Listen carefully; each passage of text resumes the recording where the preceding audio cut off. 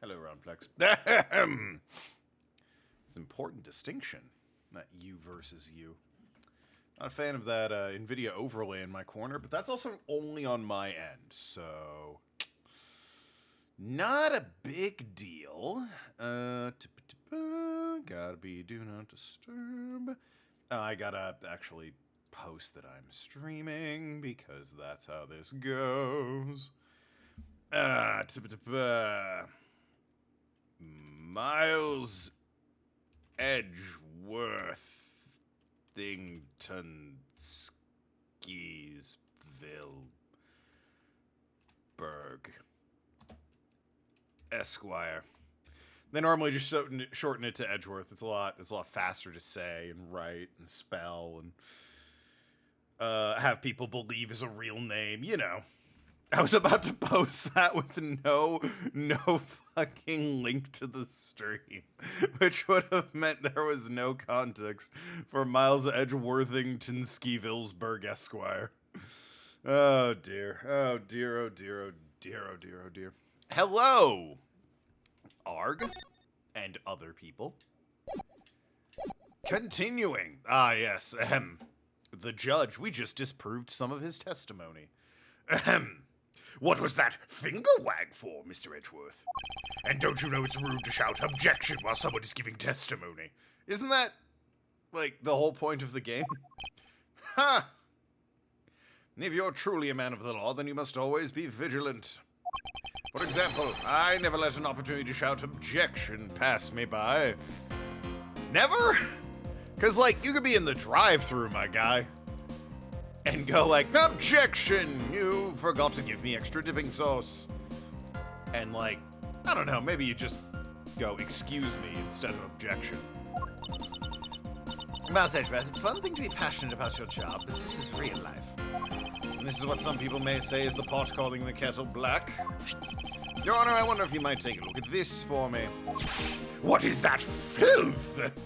How dare someone dirty the hallway bench like that? Who is the culprit? The body is hereby found guilty of uncleanliness. If you must know, the uncouth bench sullier has already been placed under arrest thanks to your earlier testimony, Your Honor. Oh? Well, that's good. But who was it? We're able to discover something from the smudge on the bench, namely Detective Gumshoe's fingerprints. Not happy with committing just murder, he had to go and dirty the courthouse too. Guilty. Your Honor, please calm down. While it's true the detective is the one who made the mess on the bench, seems like edgy means it. Yeah, it's seems like he enjoys shouting objection, which, you know, he's in the right profession if that's what he likes doing. We have not yet established that this action is related to the double murder. What do you mean? I believe the detective brought a pack of Swiss rolls from the vending machine and then promptly sat down on a bench to eat one. That's why I became a lawyer to shout objection. I mean, it's why like half of them do, I'm sure. The cake crumbs and piece of chocolate on the floor under the bench, and Detective Gumshoe's fingerprints prove my conclusions to be true. Oh, but I still don't understand. Is this whole thing related to how I couldn't see him as I was leaving the restroom? Ha! It is indeed. The window in the hallway was built rather high up on the wall. On the wall. At around a grown adult's chest height. I don't feel like that's that high. As evidence, I submit Francesca herself was unable to see out of that window.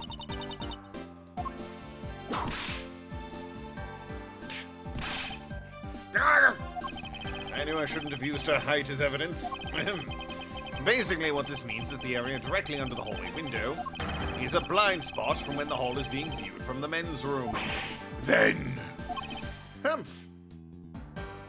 It seems you have made the connection. If someone were to sit on the bench under the window...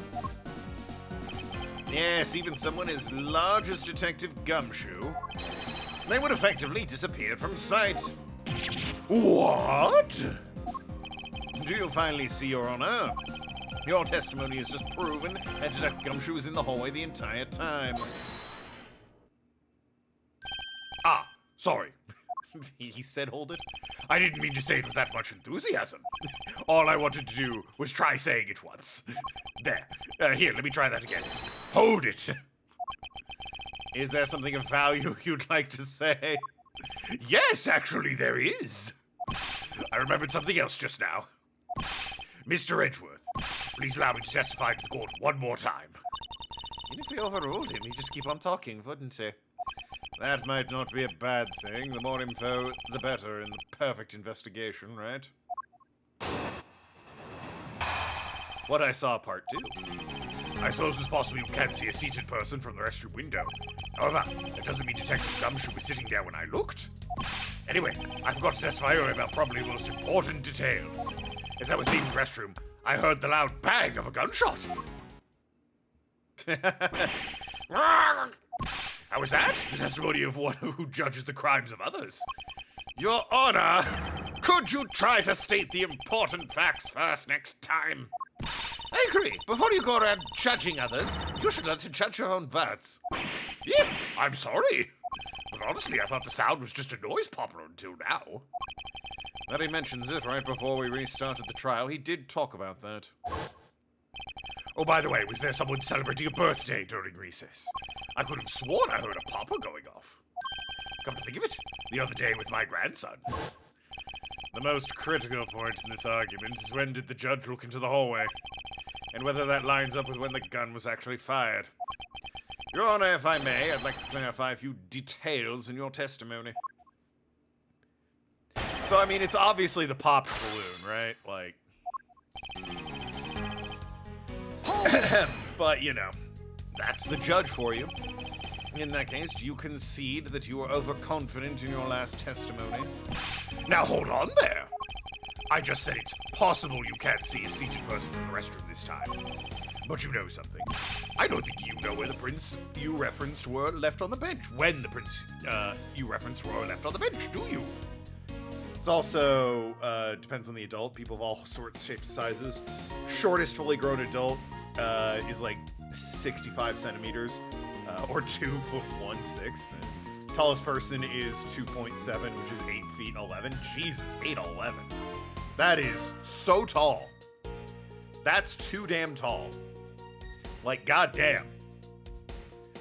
Sign that man up for a basketball contract and then get him some leg braces because there's no way his knees work. People like Yao Ming and Shaquille O'Neal, who are 7.5 feet tall, are freaks because their knees work. Humans are not meant to be that tall and still have their knees functioning. It's like not coded into our DNA to be that tall. So when they do, it causes a lot of knee problems, and yet here's Shaq and Yao Ming out there doing God's work of playing basketball and making short people feel even shorter. Ads currently running. I'm going to fill up water in my coffee maker and get some coffee. New York style. By New York style, I mean I just say it differently. Coffee. Ronflex Vamp, and no slurs this time.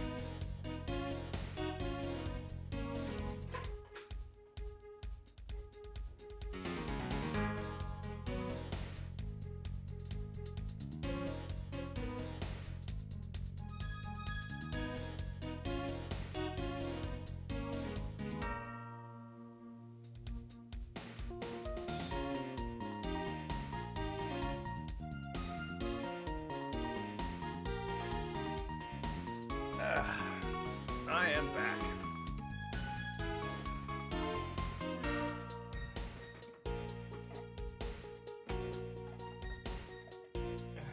Oh yes, I must remember to give when I get Kay's promise notebook or whatever. I have to present it to her as soon as I can.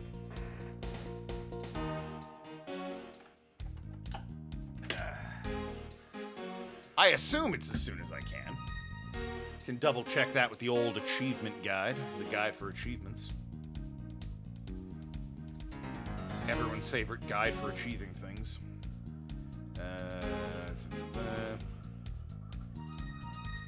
Five. There it is. Presenting Kay's promise notebook to her.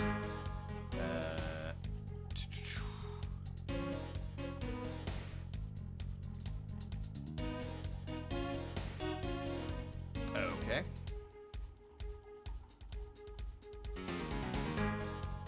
Anyway. Ahem. It's too tall, sadly. No NBA contract from passed away quite a while back from health issues or caused by the same thing caused that normal height. Yeah. Ahem. Is that when he's saying, yeah, when did he leave the prints? I mean, Gumshoe only just got here. Those prints can't be, like, that old, man.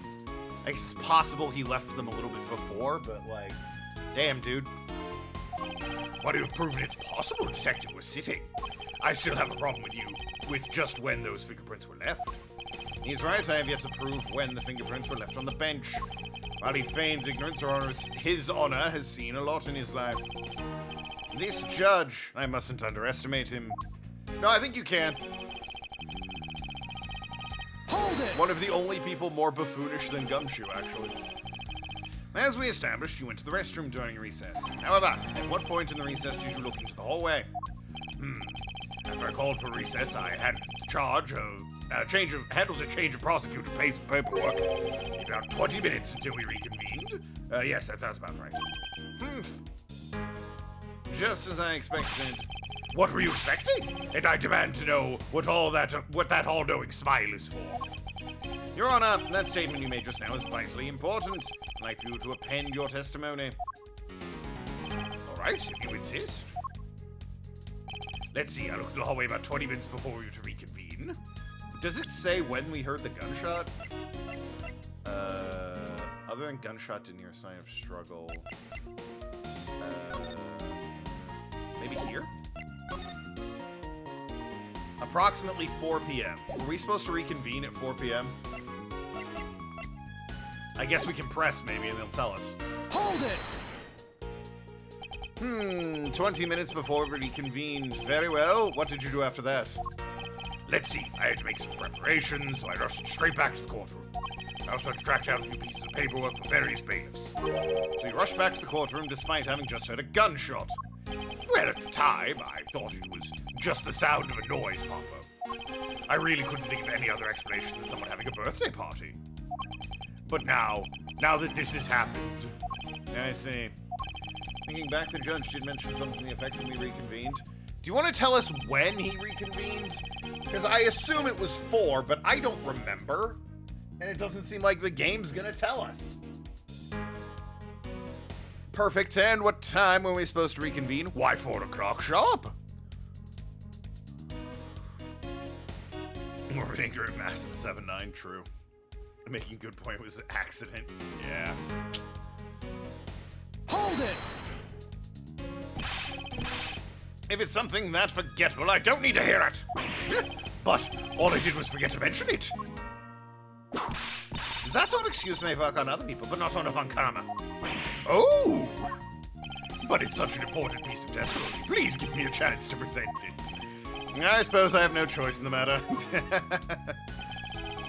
I heard the loud bang.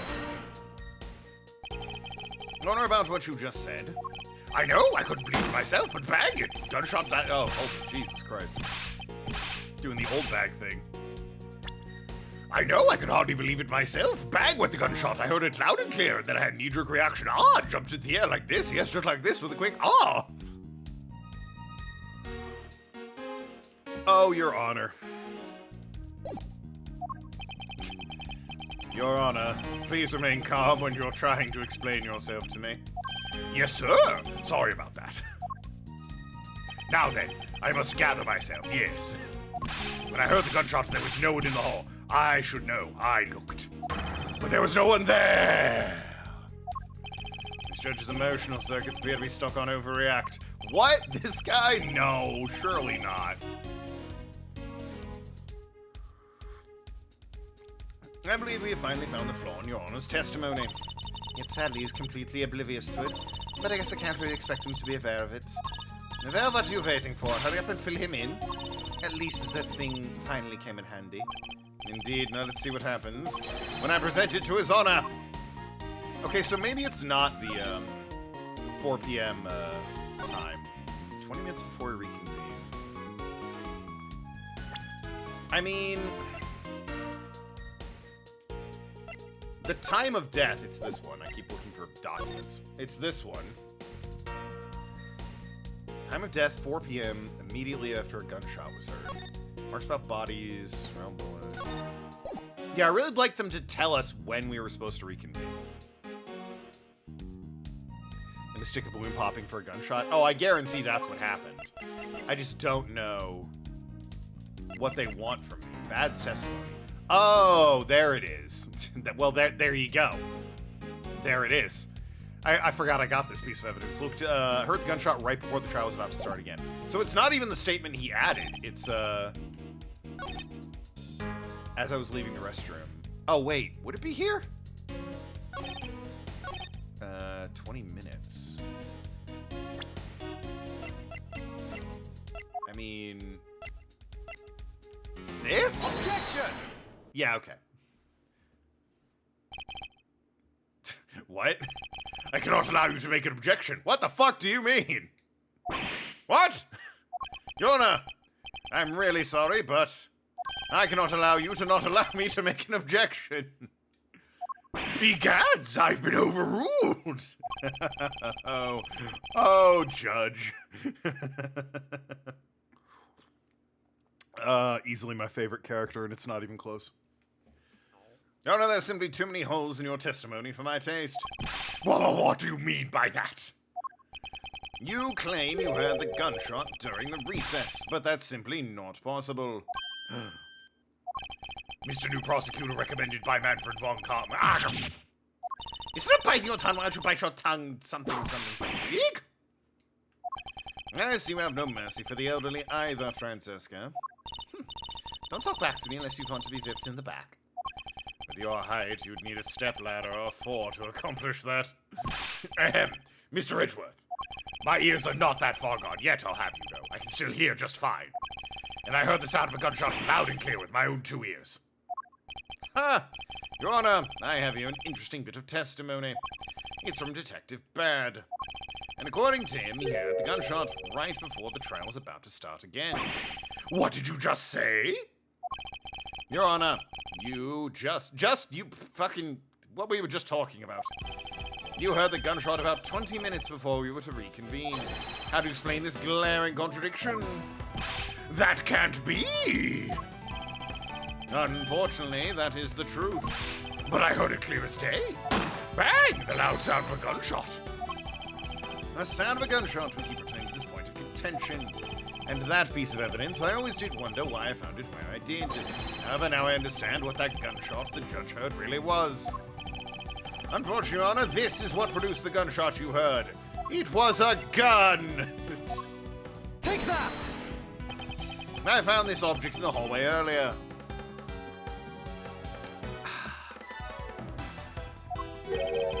What is that pink substance? It may not look it, but this is actually a piece of balloon. I see. And I suppose you would like me to accept the pink balloon into the court record. Your Honor, I present this piece of evidence in order to overrule your testimony. What? I love he's so unserious, this judge. Your argument goes as follows. You saw no one in the hallway when you heard the gunshot. Now, there is no guarantee the detective was sitting on the bench at that time. Therefore, you believe he must have been at the crime scene, defendant lobby number 2. Am I correct? Yes, that's exactly right. Let me ask you something. Do you think that gunshot you heard was produced by a real gun? I think I've said enough that even you can figure out the rest on your own. Your Honor, you were fooled by the popping of this balloon into thinking it was a gunshot. What manner of trickery is this? It was a good effort you put forth, Mas Edgeworth. But if it was me, I'd have wrapped this thing up before the judge even testified. Care to elaborate on how one ends something before it even begins? Well, to be honest, I did think the sound was a bit off from a real gunshot sound. But who could have guessed that someone would pop a balloon in a place like this? That's true, one doesn't usually link balloons in conjunction with courthouse. Yeah, there they are, the guy getting way too much water or whatever. Flashback. The girl holding the balloon, it explains everything. Your Honor, if it makes you feel any better, you didn't lie once in your testimony. However, I can't really vouch for its accuracy. Who knew that giving testimony could be such a difficult thing to do? What have I done? I owe Detective Gumshoe a very big apology. I'll see to it myself he is released. Wait. There are still a few things I have yet to resolve about what happened in the hallway. Your Honor, I request your permission to further question Detective Gumshoe. But why? I thought we just cleared his name. Whether we did just now or not, I still cannot say. The only thing I can do for now is to continue my quest for the perfect explanation. And to that end, I must resolve the remaining issue pertaining to the events that occurred in the hallway. Very well. Bailiff, bring Detective Gumshoe into this courtroom. I must fulfill my mission and find the perfect explanation of this case. They had to do a bit of an interesting thing with Edgeworth's character in this case. Because this is young Edgeworth before Phoenix, like, really got to him and, you know, had him change his heart and have him be more concerned about the truth of things than just getting a guilty verdict. Because Edgeworth at the beginning of the first game was all about getting that guilty verdict, to the point that there was not too veiled hints at him doctoring some evidence and perhaps even coercing some witnesses. Not, like, overt or anything, but it was definitely suggested and hinted at. Now, that being said, I think they did a decent enough job with him being, like, obsessed with finding the perfect case or truth or whatever, because Von Karmers are always perfect. But if you recall Edgeworth at the beginning of the first game, they clearly had to do a bit of rewriting for his character. Make him a bit more likable as the protagonist for this case than the antagonist at the beginning of the first game. Recently deceased prosecutor was Kay's father, right? Who's gonna break the news to her? Yikes. What is it now? Is it time for my trial already? I've already told you a gazillion times, pal. I didn't do it. Now be the judge of that, Detective Gumshoe. No, you won't. I'll be the judge of that. No. I'm the judge around here, and I'll be the judge of that. Why can't you guys be a little less judgmental? Yes, well, speaking of hasty judgments, Detective Gumshoe, I'm afraid I must apologize for an error in judgment on my part. Your Honor, I don't believe you should apologize just yet. We have yet to prove he is completely innocent of this crime. I guess so. What are you guys talking about? In any case, I would like to hear you testify as to your actions while you're on guard duty. And please remember you are not on trial. This is all just part of the investigation. As such, you may still be found to be innocent. However, if you should give false testimony... Yow! I will have Francesca use your balls as a speed bag. And she's got a mean left hook. My fifth object loud and clear. If you are found to be lying, you will be held indefinitely. Understood? Gosh, do we think he gets off with it, or... Do we think Gumshoe's in jail forever? I got you, pal. Thinking back on the state of the crime scene in the judge's testimony, it's obvious Detective Gumshoe is lying. And if I can't break his lie, then we may never get a break in this case. Man, will I be able to outmaneuver Gumshoe in a battle of wits? I came down to the courthouse on Detective Bad's orders. As soon as I got here, he ordered me to stand guard in front of Wabi number 2. From that time on, until I heard the gunshot, I was in the hallway the whole time. On my honor, Detective, I swear it wasn't me, pal. Alright, well, he hasn't told a lie yet. He's still singing the same tired tune. He did conveniently leave off if anyone was in the hallway with him, however. In that case, I'll have to change the melody. I know he's lying, and this time I pulled the information I need out of him. The prosecutor lurking at the bottom of the thing and uncovering who should be the goal, not the specific verdict, in theory. Well... Yeah, yes. The idea is that you are arrested usually for, you know... This is the idea, and this is usually... You're arrested for good reason. The prosecution uses evidence it has to prove that you are the one who did it, thus the arrest is valid. The defense goes, it couldn't have been him, I'm arguing on his behalf, etc., etc., etc.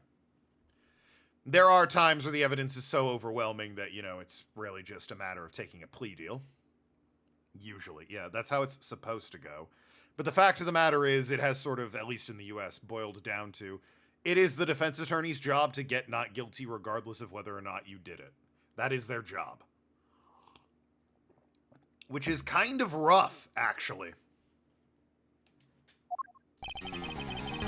Though, from what I understand, usually the argument is more so... Hold it! If they believe their client did it, they'll try and get them to take a deal or, like, get a reduced sentence by pleading guilty, lesser crime, that sort of thing. Rather than a full-on and not guilty. So, was it really Detective Bad who called you down here? You bet it was, pal. I was left in charge of the precinct while everyone was out, and this call comes in. I want you down here 1 minute flat, he said.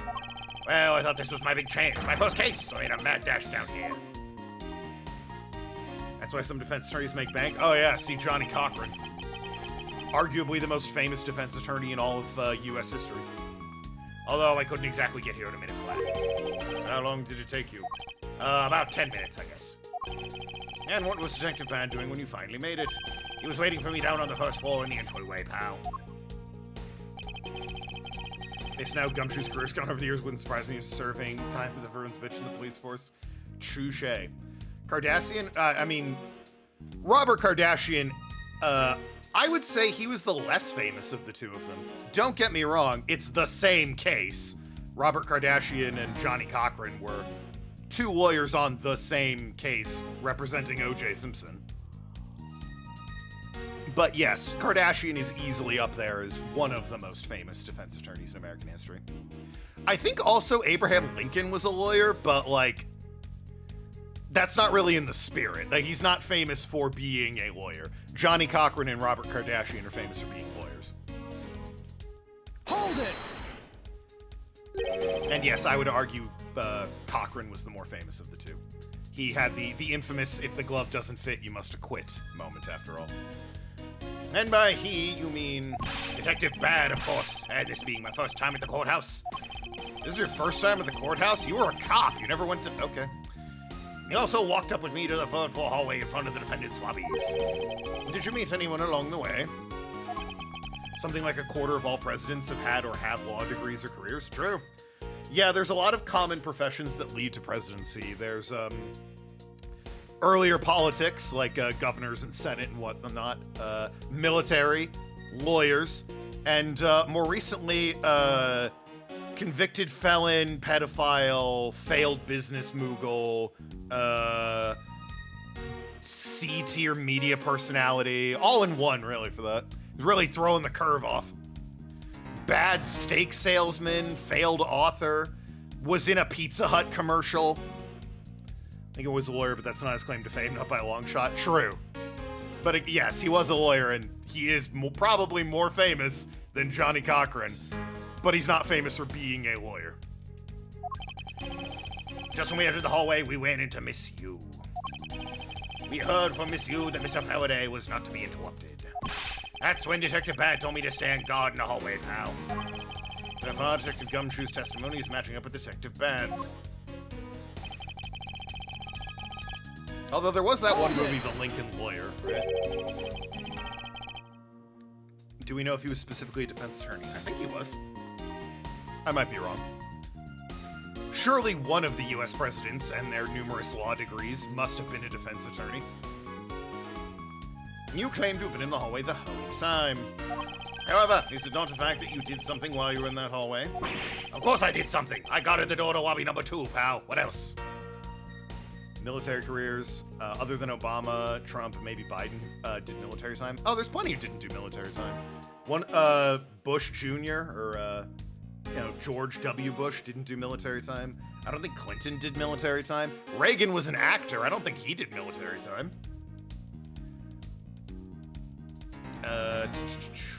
I don't believe Andrew Johnson, the president that was after Lincoln, did military time. There's plenty that... However, they were all, everyone I named there was a career politician, however. Technically, W was in the National Guard, but he was never on active duty. Fair enough. But they were all career politicians rather than, military or legal profession. And there's nothing wrong with that. Governor, senator, president, that's not an unheard of career path. Very well then, what exactly does guarding that door entail? Well, to put it simply... Oh, I know, it was my job to stand in front of the door without moving an inch. Oh. Detective Gumshoe, you mean to tell me that you didn't take a single step away from the door to lobby number 2. Is that really what you wish to testify to the effect of? Military service hasn't been common in presidents for like a century. Yeah, there hasn't been a lot of military opportunities. I think Bush's dad had some military service. Bush. The other Bush. Kennedy wasn't in the military. Nixon might have been. There were a couple right after World War II. Well, yeah, obviously Dwight Eisenhower, famous for being a general in World War II. Gerald Ford had no military service. You got it white, pal. I didn't take a single step away from the door, just like I was ordered not to. Even the judge is like, really?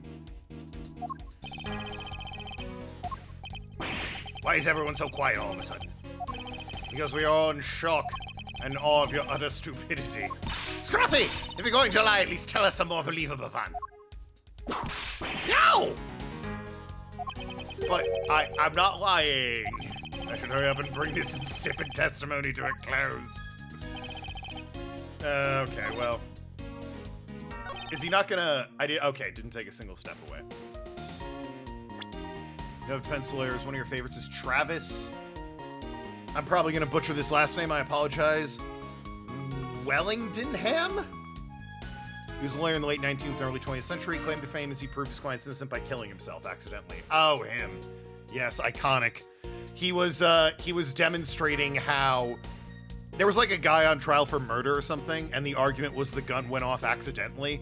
And he, in demonstrating how the gun could have gone off accidentally, set it off accidentally and killed himself.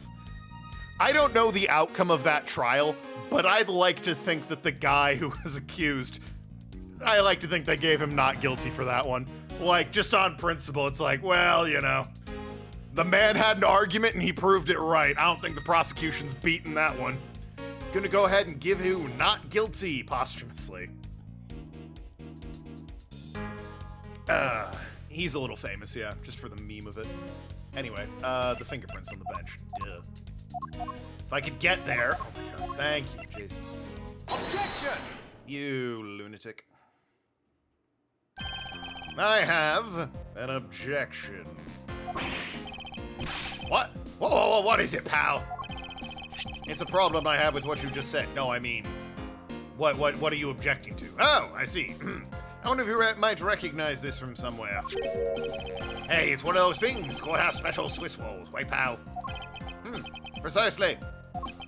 God, I still want one. I want a chocolatey treat. It's Friday and I've had a long day of work. I deserve a chocolatey treat. You also recall the sullied hallway bench? Hey, you know what? I think it was probably me that did that. Detective Gumshoe, you know you can't go around dirtying up the courthouse like this. Then get one, I'm on stream. You inconsiderate, slovenly pig. She'd be saying that to me if I just ate and ordered food on stream. I promise to clean it up later, I swear. Now then, shall we get down to business? About the fact that you didn't move even a single step from in front of that door. If that really were the case, then how were you able to buy a pack of Swiss rolls? Furthermore, if you didn't move a single step from in front of that door, how did you manage to get the bench dirty with your grubby hands? No! It appears Francesca's whip can do more damage than my words alone. Also, that's a riding crop, not a whip. All right, I confess, pal.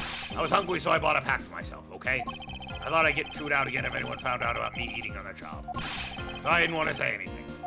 Well, unfortunately for you, I saw you do the whole dastardly deed. You're going down, Gumshoe. Just pulls out a gun and shoots him. There was a heated bar fight. Dude died from a gunshot. Travis's client was accused, and while demonstrating how the deceased might have killed himself, Travis accidentally killed himself exactly the same way. And yes, he was acquitted of the crime. Good. Some bullshit if he still got guilty after that. Lincoln was a general practice attorney. He was also in the military. Lincoln kind of did it all, because he was a career politician as well. Now, granted, he wasn't in the military very long. He was there for, like,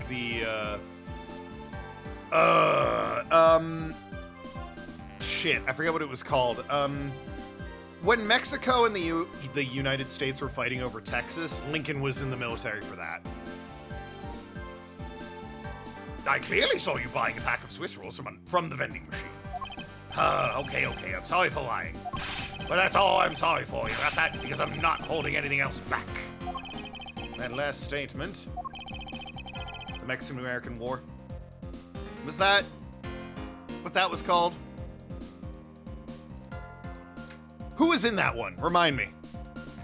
Was that the one where Canada attacked us, or was that the one that lasted 100 years? It may sound like it makes sense. However, there is something I don't quite believe about it. Are you sure you are not withholding further information from us? That was the War of 1813? No, you're thinking of the War of 1812. 1812?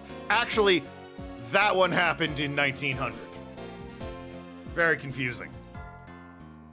Yeah, Canada was 1812. 100 Years' War was 100 years.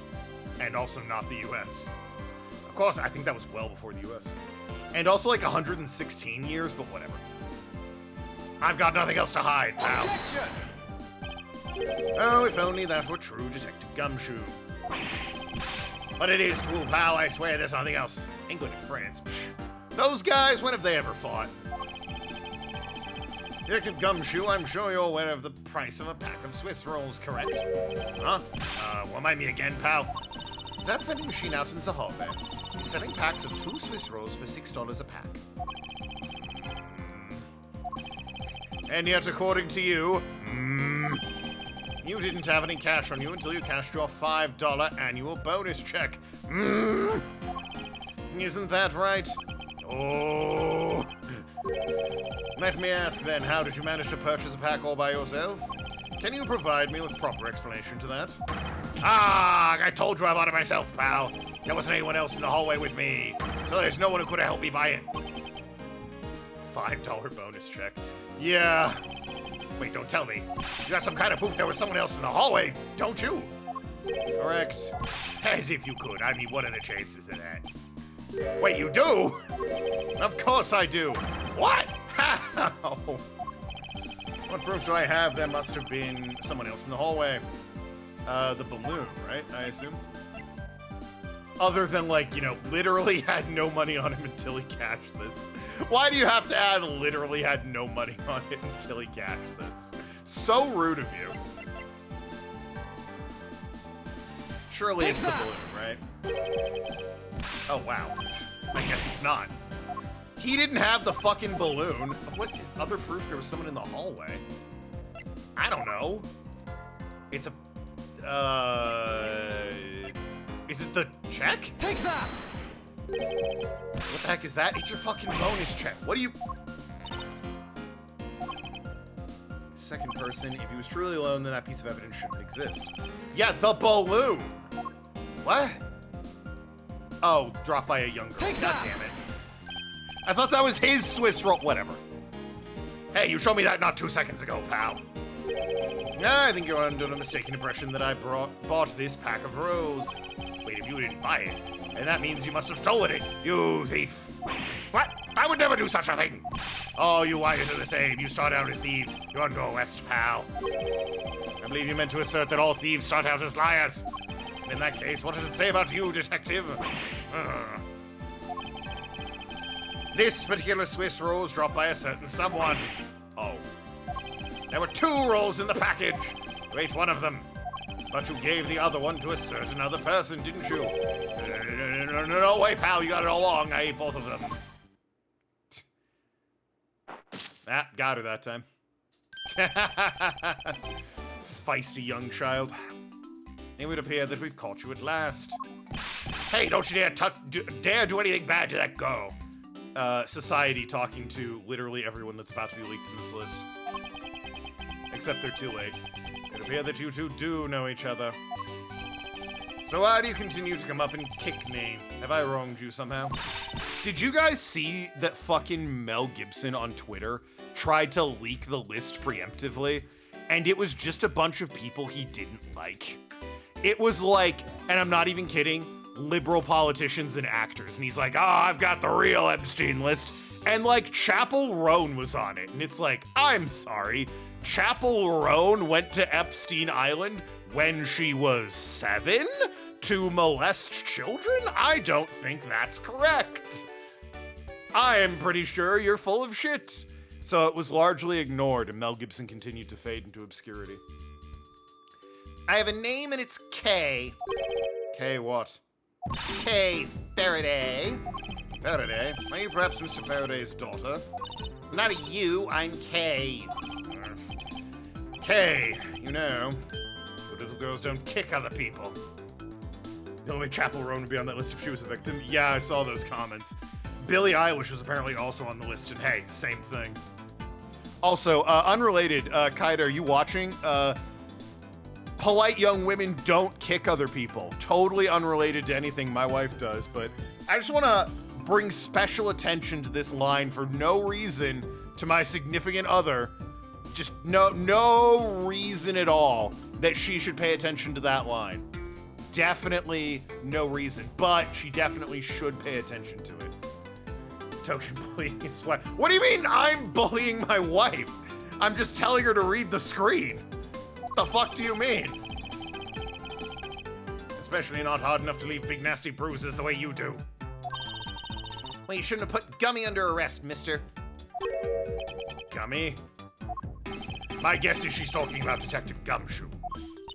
That's a cute nickname you've given him. Gummy didn't do anything wrong. Okay. It appears I will need to speak with her in a bit more detail. Arr! Oh, violent children. Now then, Kay. Kay! Hole in your expensive new shower curtain, but at least they're replacing it. Who's they? Also, that is unfortunate. Although, like, shouldn't you have a plastic liner? Doesn't it not really matter if there's a hole in it? Don't get me wrong. That's a shame there's a hole in it, but the company. Oh, okay. As long as you got the plastic liner, who gives a shit? It's not like it's gonna fail as a curtain at that point. She's like a stray cat. I wonder if I should feed her something. Do I give her the Swiss roll? Take that! Take that! Okay, I promise to give you the thing. I feed her something. I could have given her the gun. Oh, it's the plastic liner. Yeah, get that replaced. Oh, a Swiss roll.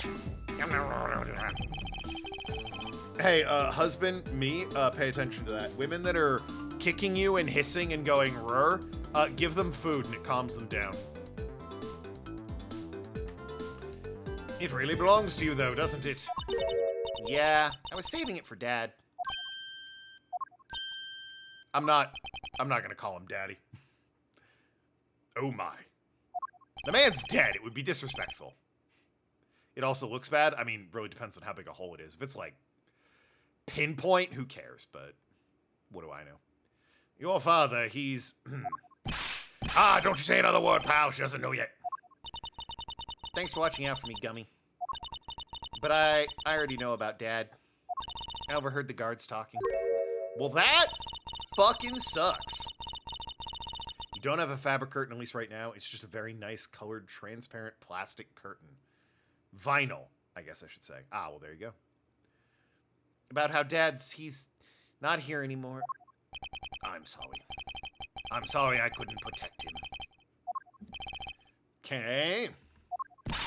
I'm not gonna cry. I mean, your dad just died. I think you're allowed to cry. Yeah. There it is. It's all right. Let it all out. Your father just passed away, after all. I myself was also involved in a case that... Not the time, Edgeworth! She doesn't care about DL6. In a case in which my father, who was a defense attorney, passed away. There they are, Yanni Yogi and the lot of them. All of my dreams of becoming a lawyer were crushed into fine ash on that nightmarish day, so I became a lawyer. Hey, Jeppa. Even now, the wound festers deep in the depths of my soul. Ever since that incident, I've dedicated myself to locking away every criminal I can. And now to have this happen right in front of me. This child, I feel a certain shared fate, a common bond between us. In 10 years' time or so, I will adopt her. Wait, what? Miss Edgeworth, what sort of gentleman are you? Are you going to just stand there and watch a lady cry? Ah, you're right. Sorry about that. Okay, how about you use this handkerchief here to dry your littered eyes? She gonna do the thing where it's just full-on car horn honk of snot into it. Ah, the cravat! It's an adorable image. That is cute. Ah, my cravat! Don't blow your nose on that! I feel better now. Thanks. Okay. Paid over $4 for it. I'm not settling for it having a hole. No, yeah, there. How goes the case so far? Well, we've met young Kay and told her dad's dead, so, you know. She's thriving. And weird scratches? Oh, an animal was in where it was shipped from. There was a fucking thing that tried to chew its way out and scratch it. That's 100% what happened. Yep, I'm already alright. Somehow, I highly doubt that, but I'm not going to push it. I promised Dad I wouldn't cry in front of strangers. And you're a good kid, aren't you, Kay? You always keep your promises, right? That's right. Even if I can't see Dad anymore, I'm still gonna keep all my promises.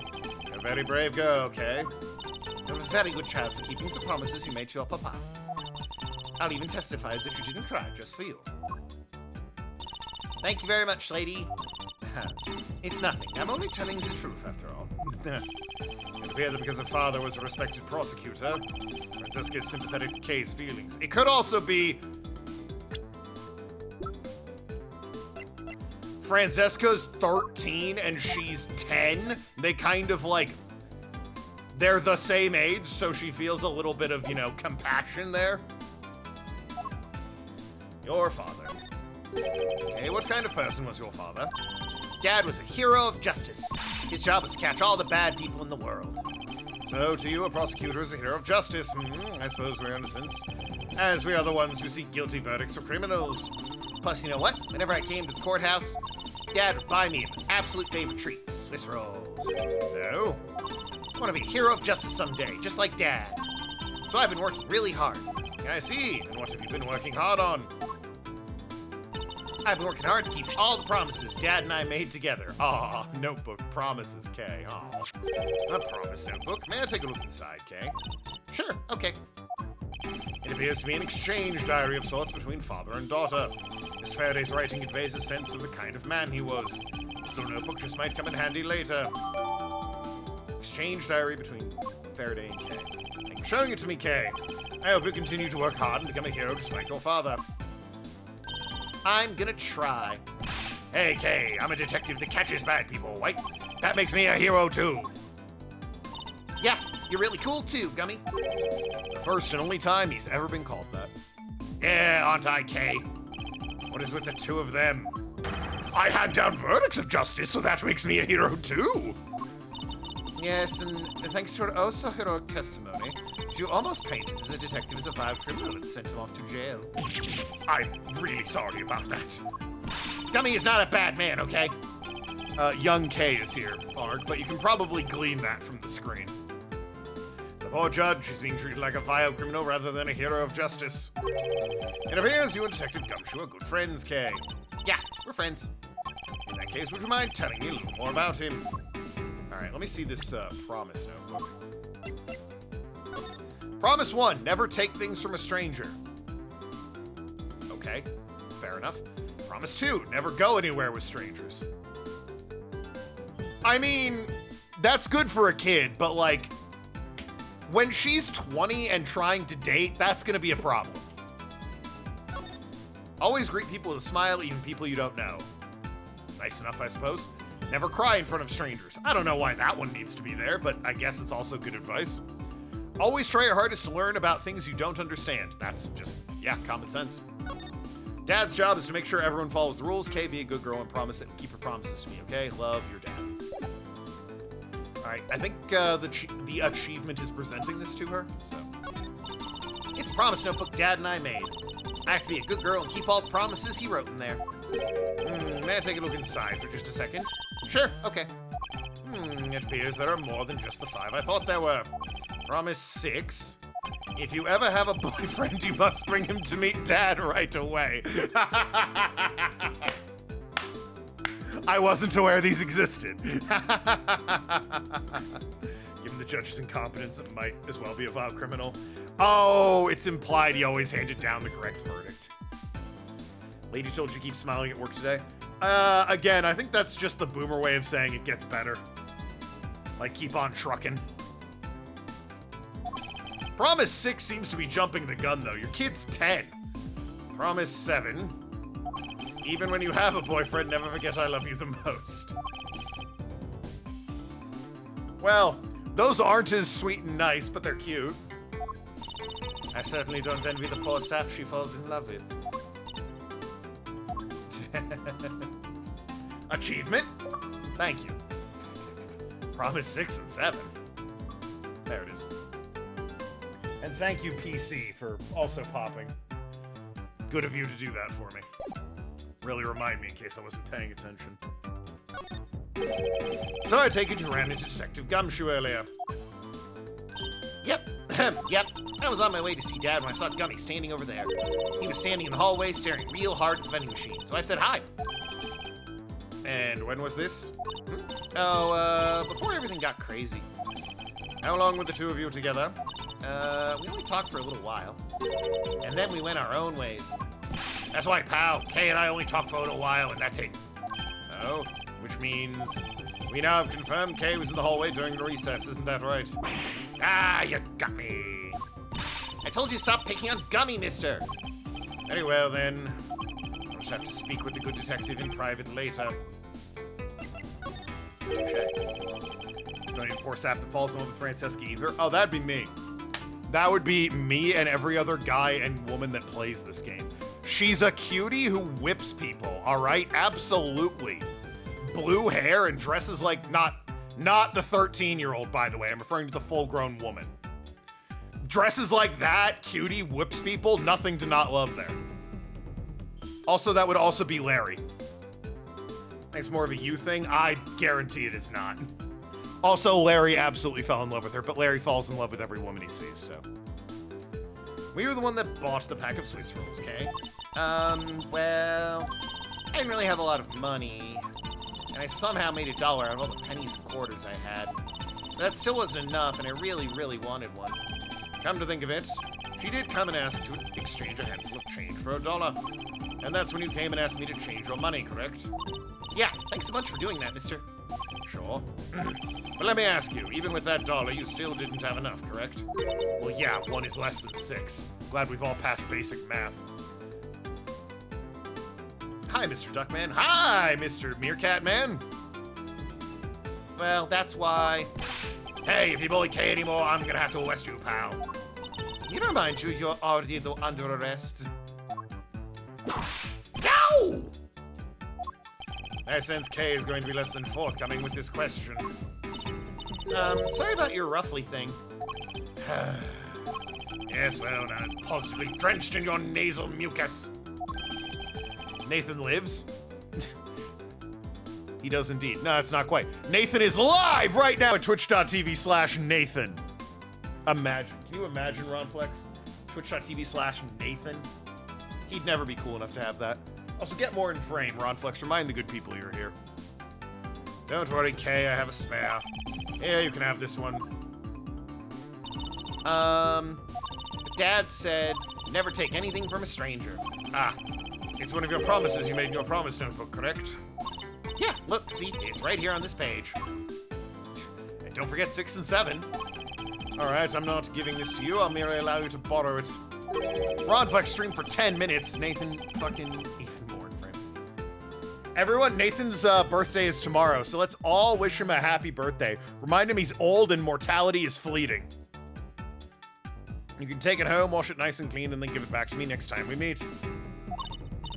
Okay, Dad never said I couldn't borrow things from strangers. Also, checking the time to make sure it's 10 minutes. At 7:05. Nathan turning old? It's true. 1 year closer to death, Nathan. How do you feel? Now then, Detective Gumshoe. I believe it's now crystal clear that you were with little Kay in the hallway. Ooh. I told you to stop being mean to Gummy. Thank God. Yo, based. Miss Edgeworth, this is something you have yet to resolve.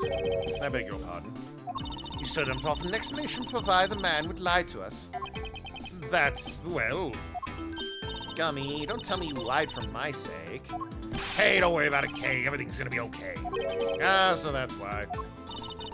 So, what was Detective Gumshoe's motive for lying? If you can explain that, you can't cause this a perfect investigation. His reason for lying is very simple.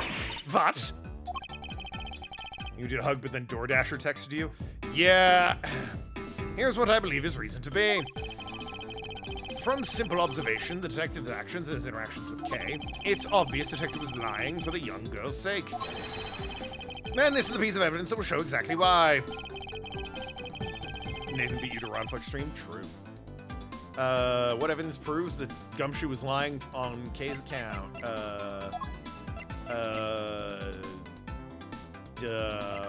The gun. It was hers. Probably the balloon. Take that! This is that piece of evidence. What are you showing me that for? Oh, it's not the balloon. I just picked it because it was involved with Kay. Oh, it's the 19th where ARG is. Nathan, you're already old. How's it feel? What's wrong with everyone? Why are they all teasing me all of a sudden? I like that this one isn't damaging my health. Piece of evidence that proves Detective Gumshoe was lying on Kay's account.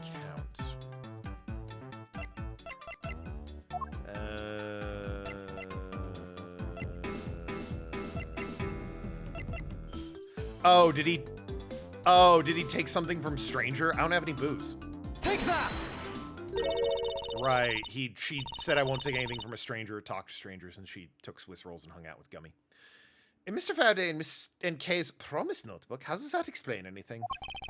If you could take a look at the page, it's clearly written that Kay should never take things from a stranger. When Detective Gumshoe heard about that promise, he tried to cover for Kay. The man's dead, Gumshoe. Like, I don't think she's gonna break... She already broke the promise. I don't think he's gonna find out. I'm just saying. What a foolish fool's idea for a foolish reason for a fool. No! Gummy, why because of me, didn't you? Because I'm your friend, Kay, that's why. Gummy. At long last, Detective Gumshoe, can you please tell me the whole truth now? Guess there's no beating you, huh, pal? Okay, I'll spill the goods. Hydrate. I finished my coffee like ages ago. Where's my fucking... Ron Flex, move your fat, dumpy ass. Ah.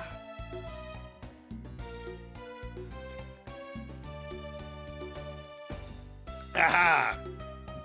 I didn't think I could do it. Verbal abuse, he loves it. I'd been standing guard for a while. I was getting really hungry and that snack vending machine was taunting me.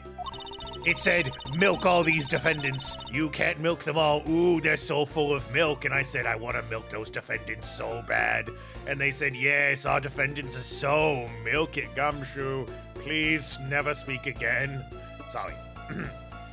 All the cash you had on you was $5, and that wasn't enough to buy anything, right? After all, the cheapest item in that machine is a $6 pack of Swiss rolls. Even if you found out what the dead man gonna do about it, roll in his grave, what good will that do? Alright, Arg, that's a little cold. The man just died, and it's her dad. But then, like an angel from the heavens, Kay showed up. I was thinking about sharing a snack with Dad, so I wanted to buy a Swiss roll. But I only had about $1 in coins.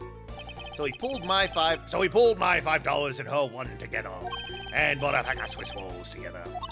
But I was worried about breaking one of my promises. So then Gumshoe said, Mr. Faraday's one scary guy when he gets mad. But don't worry, you won't get in trouble if I don't tell, right? Besides, you bought it with me, so you didn't really get it from me, you know? He told me it'd be okay, and he gave me a whole roll to save and give to Dad.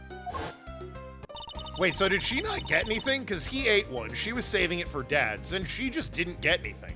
What the fuck? Who knew that Scruffy could be so considerate? Indeed. Detective, I take it that you then sat down on the bench and ate the rolls together. Yeah, we split the other roll. Oh, there it is. And ate it right there. That sweet taste of that cake's chocolate. I'll never forget it as long as I live, pal. Oh, I want a chocolate roll, brownie, cookie, anything now. Hey, I believe this also belongs to you. Oh, that's from the balloon I popped. It's bad manners to leave garbage lying around, okay? I'm sorry. But I guess I can't blame you for not throwing this one piece of air. It was sitting high up on a windowsill where you couldn't see it. So just as fun, so we forgive you. But that balloon... I wanted to surprise Gummy a little, so I popped it on purpose. What a little stinker. Also, shout out to her hair being like the wing of a crow, like the Yatagarasu, the front part of her hair. That's absolutely like a bird wing going on. And now because of me, Gummy dropped his half of the Swiss roll. There it is. Ah, wow, you really got me there, pal. So I thought maybe I should give Gummy this other roll. And then I saw you picking on Gummy, mister. So you kicked me, is that it? You sure are feisty, bud. I'm really sorry, mister. It's alright, I'm perfectly unharmed. But about the Swiss roll, would it be alright with you if I held on to it until Detective Gumshoe was cleared of all charges and free to go? Yeah, sure. Just make sure you give it to Gummy afterwards, okay? Of course, I promise. Now that I believe we have proven beyond shadow of a doubt, Detective Gumshoe is in the hallway for the entire duration of his duty, which undeniably proves Detective Gumshoe could not have committed the double murder. Objection! Now, oh god. Actually, it proved just the opposite. Edgeworth, you've just shown that Gumshoe is the only one who could have committed the crime. What do you mean? It's quite rude to eavesdrop, monsieur.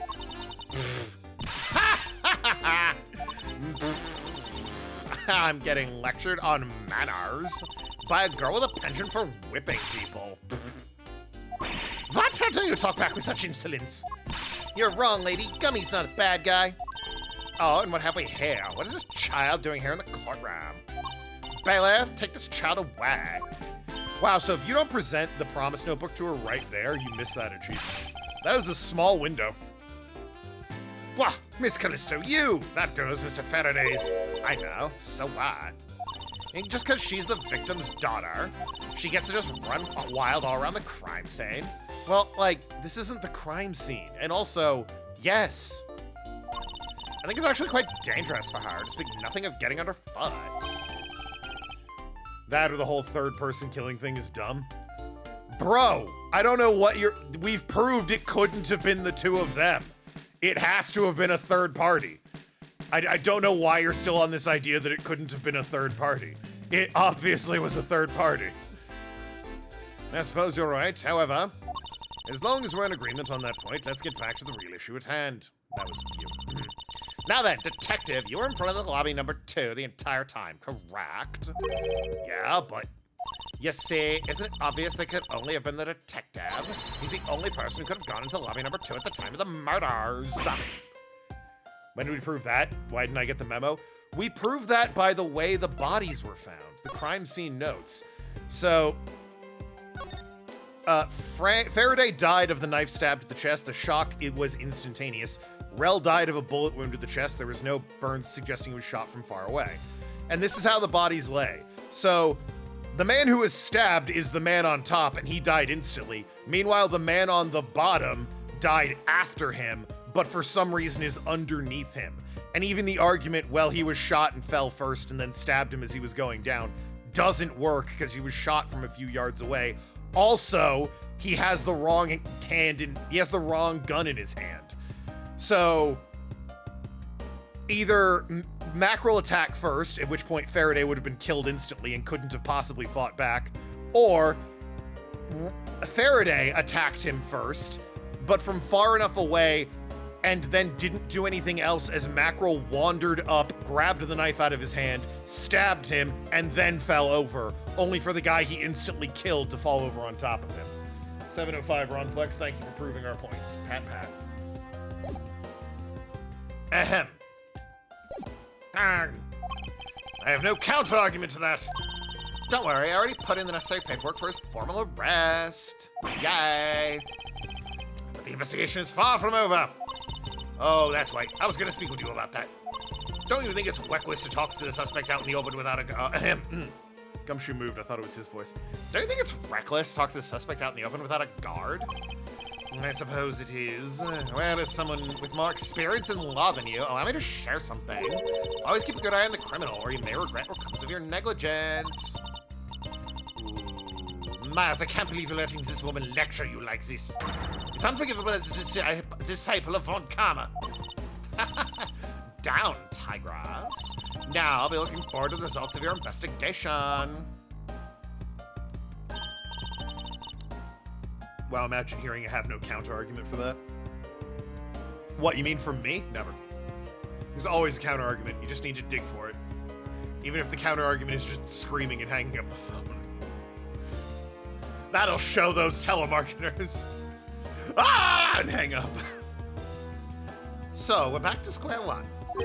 Actually, this is our last chance. I can tell that if we fail to solve this case, Detective Gumshoe will be formally charged under all circumstantial evidence. This investigation is not over yet. There's one location we have yet to inspect. It's where Detective Bad and Miss Yu were at the time of the crime. Lobby number 1.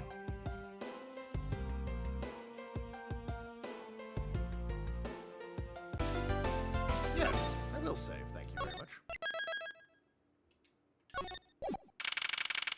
September 10th. Wow. One day after nothing interesting happened. I mean before, excuse me. One day before nothing interesting happened. Ahem. Crazy.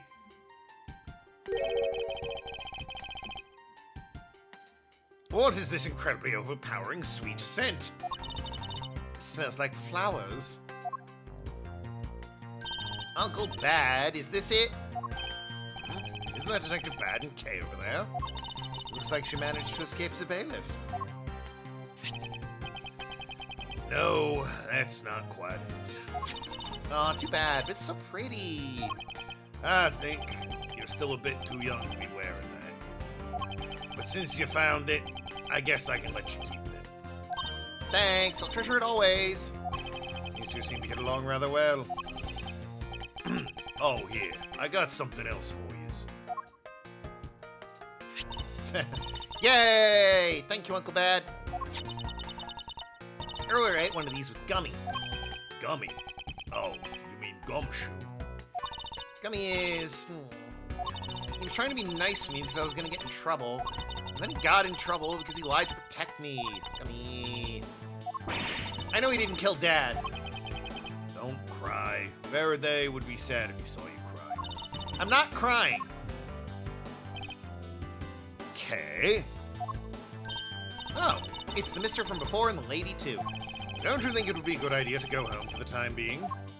You're not involved in the investigation, so it's for the best if you do. Actually, I'm Uncle Bad's assistant. So I'm related to the investigation. Is that so, Detective Bad? Yeah, I guess. What? You're just scolding us like kids not to mess up the crime scene. Oh, let this child run free. Bye! People are free to investigate things outside of the actual crime scene. You always had a few things, also had a few things you wanted to look into. Got a problem with that? She was told her father got brutally murdered. She overheard the guards discussing it. So no, Ark, not quite that bluntly. The restaurant's food is so good, but needs more salt. What'd you get? You get like potatoes or a meat dish? Nah. I don't have a problem with it, but I'm curious as to what Miss Yu is looking into. Uncle Bad, I'm gonna go look somewhere else now, okay? Alright, I'm counting on you. I did. Oh, you added salt? Yeah. But also, what'd you get? We talking like a sandwich putting salt in soup, you freak? Yes, what is it? I know Gummy really isn't the bad guy. I mean it. So please, find the real bad guy, okay? I won't forgive whoever did this. But in the absence of the perfect piece of testimony and evidence, there's no one else who could have been the true culprit other than Detective Gumshoe. Have we considered it was God? She wandered off when I was pondering. Been there. chicken Milanese with arugula salad and penne Alfredo. Don't make it words. Alright, let's see. What's going on here? Incredibly strong scented herbal tea. I fear that more than being relaxing, this scent may make one a bit heady instead. You put in a special request for that. No wonder she's so violent. She's drinking this stuff the whole time. Wow. Neither woman should be allowed to comment on this particular topic ever. True. I know a couple women that should not be allowed to comment on the violence against other people. Specifically me. Specifically me. Ahem.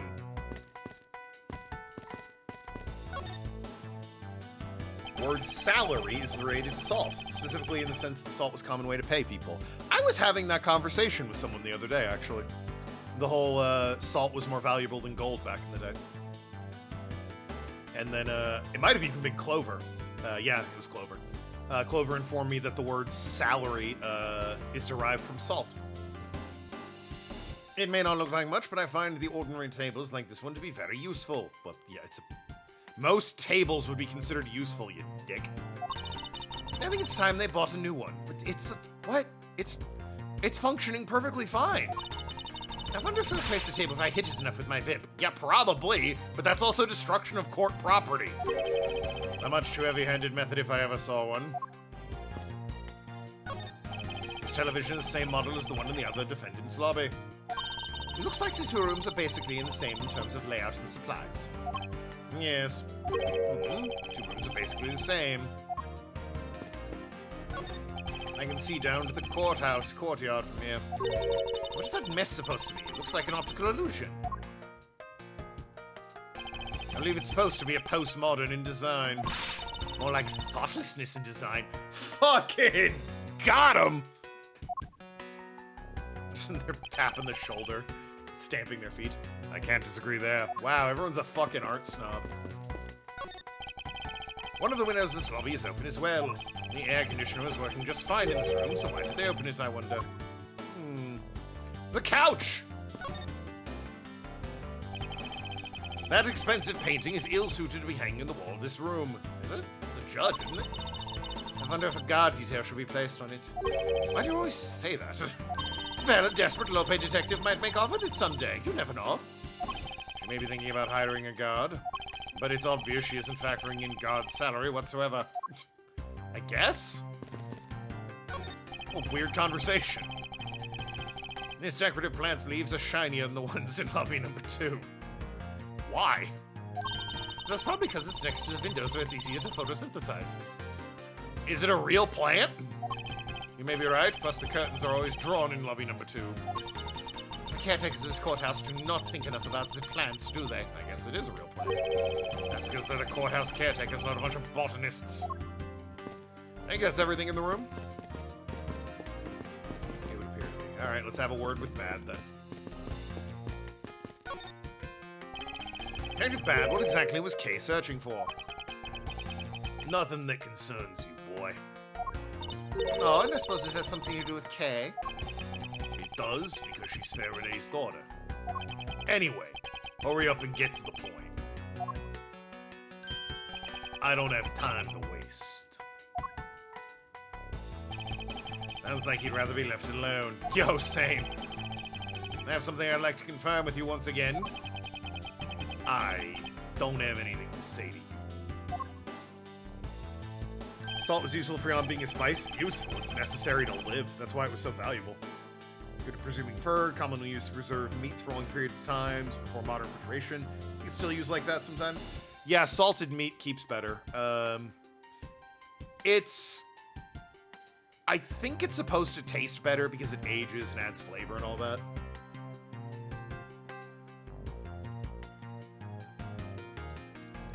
But no, I think for long-term storage, salt is actually better than just refrigeration.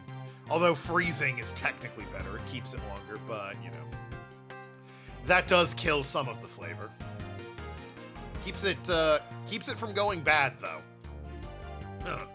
Be that as it may, we still have questions and need answers to. Now then, first of all, what was overpowering smell permeating in this room? Jerky still exists? Yeah, exactly. Salted meat. Cured, as the terminology is, I believe. Upon entering this room, I thought I was gonna suffocate.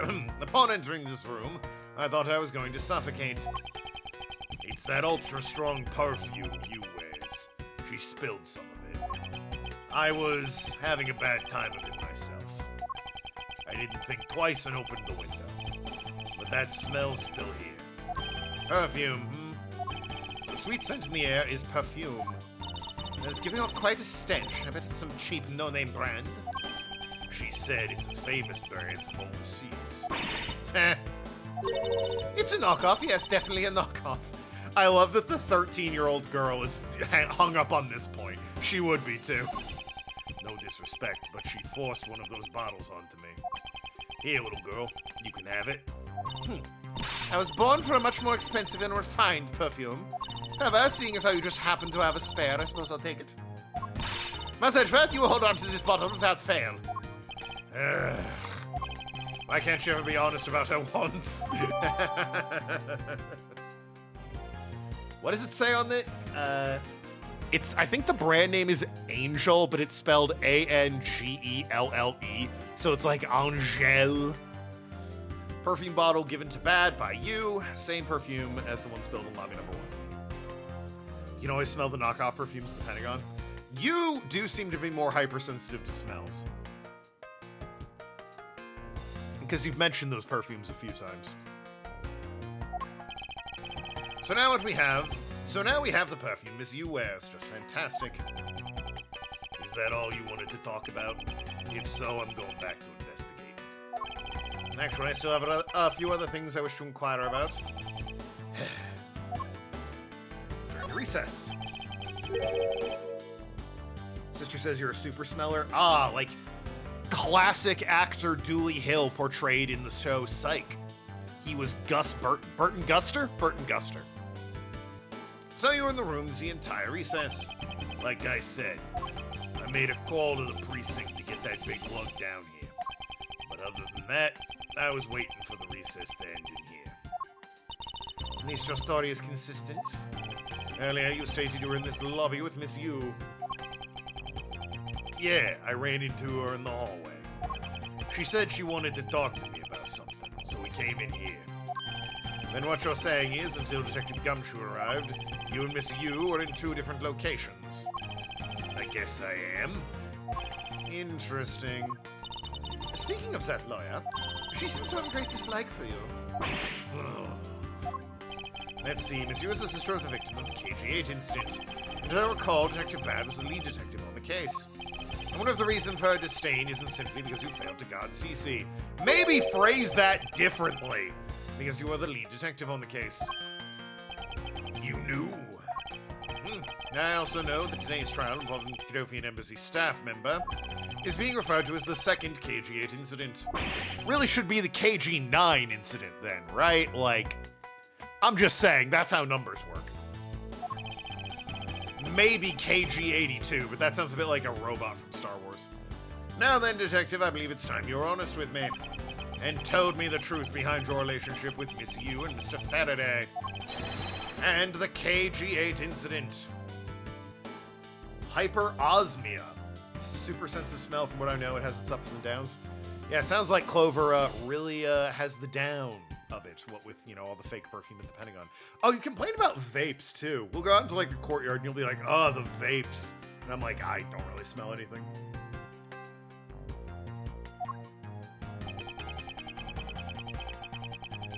If you already know that much, I guess it'd be alright to tell you.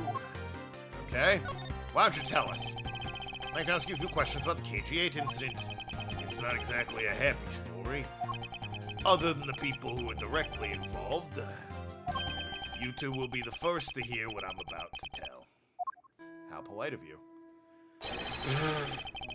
He wasn't smoking at all. It was a lollipop. 4 kids Sanji style. The honest truth. Does that mean he sounds like Sanji? The honest truth behind the KG-8 incident. That is how he sounds in the 4 Kids dub. It is unfortunate. I will not be doing that voice. Faraday, you and I.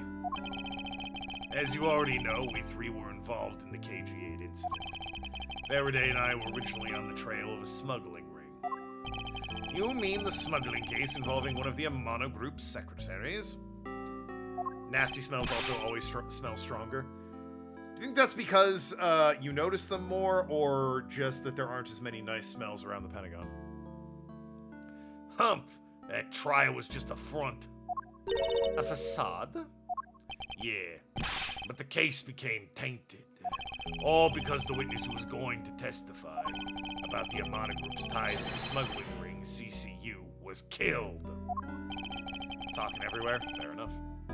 And then what became of the secretary who was arrested? His name was Colin Devore. I'm sure he won't be important later. To be honest, the guy didn't know a thing about the smuggling ring. But he confessed to knowing about it anyway. Devore was probably being intimidated by the big boss man. Just another scapegoat. The boss man of the Amano Group? He can't seriously mean Mr. Ernest Amano. That can't be right. It's probably just Detective Bad's personal hypothesis. What is he trying to do? Suspect Mr. Amano of being involved with smuggling? Ridiculous. Cut to the previous case. I suppose it would have been quite difficult to secure an acquittal after the confession. But the man who killed CCU, Manny Cochin, was a completely different person. But since he's already been acquitted once of her murder... Mr. Faraday, how could you have let him go?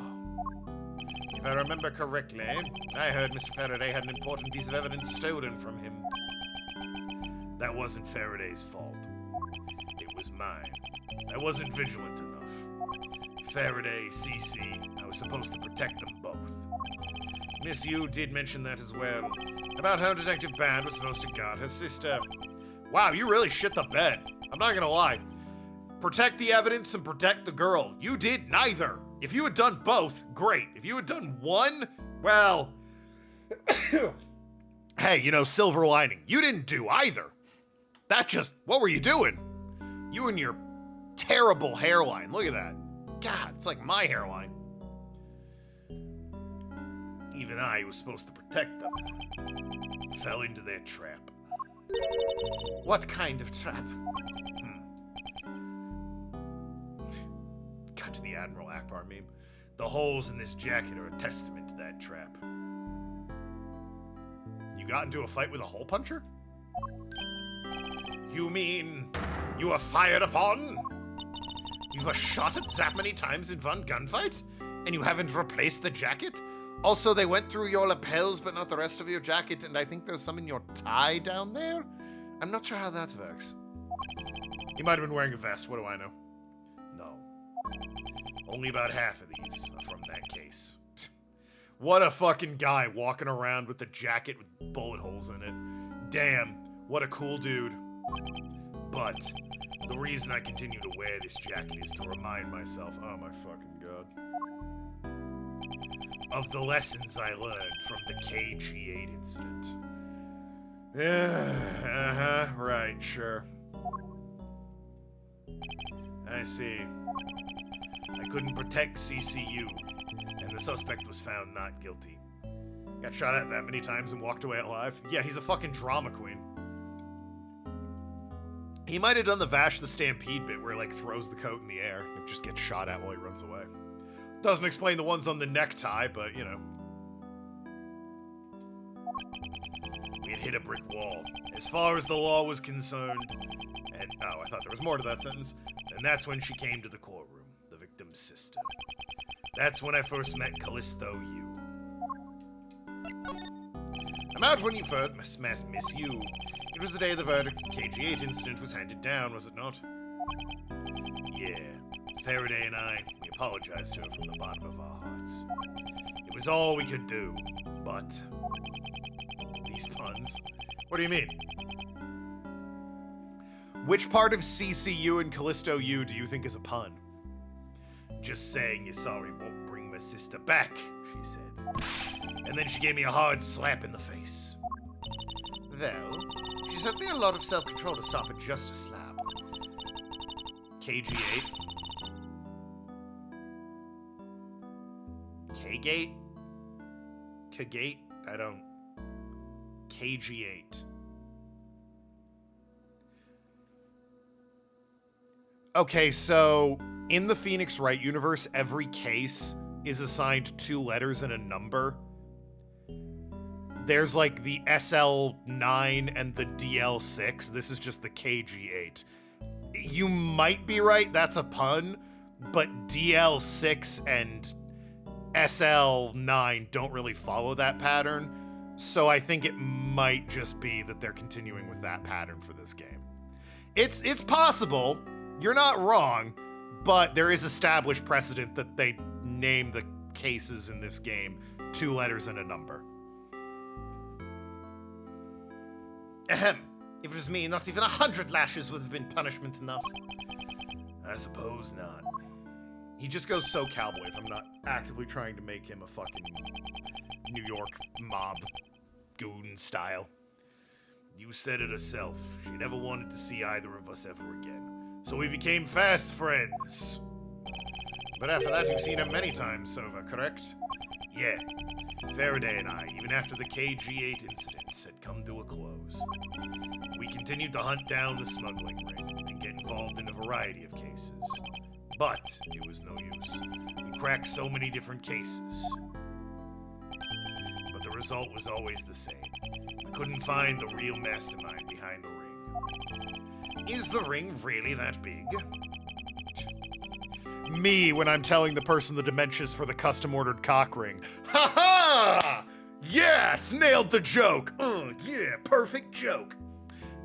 I was in pursuit of the ring. That's when we met you once again. It was during another trial related to the same smuggling ring. Faraday was the prosecutor. I'm so alone. I've never felt the touch of a woman. And I, as the lead detective, took to the witness stand. You. She appeared out of the blue as the defense attorney. What the fuck? Damn. Wow, his coat really is just that shitty, huh? Back when his hair was, like, not as bad. It's still, you know, dark, I guess. Her client was related to the smuggling ring, and she was defending them. Yeah. You was pursuing the ring as best she could, as a lawyer. She couldn't, like, shift over into prosecuting.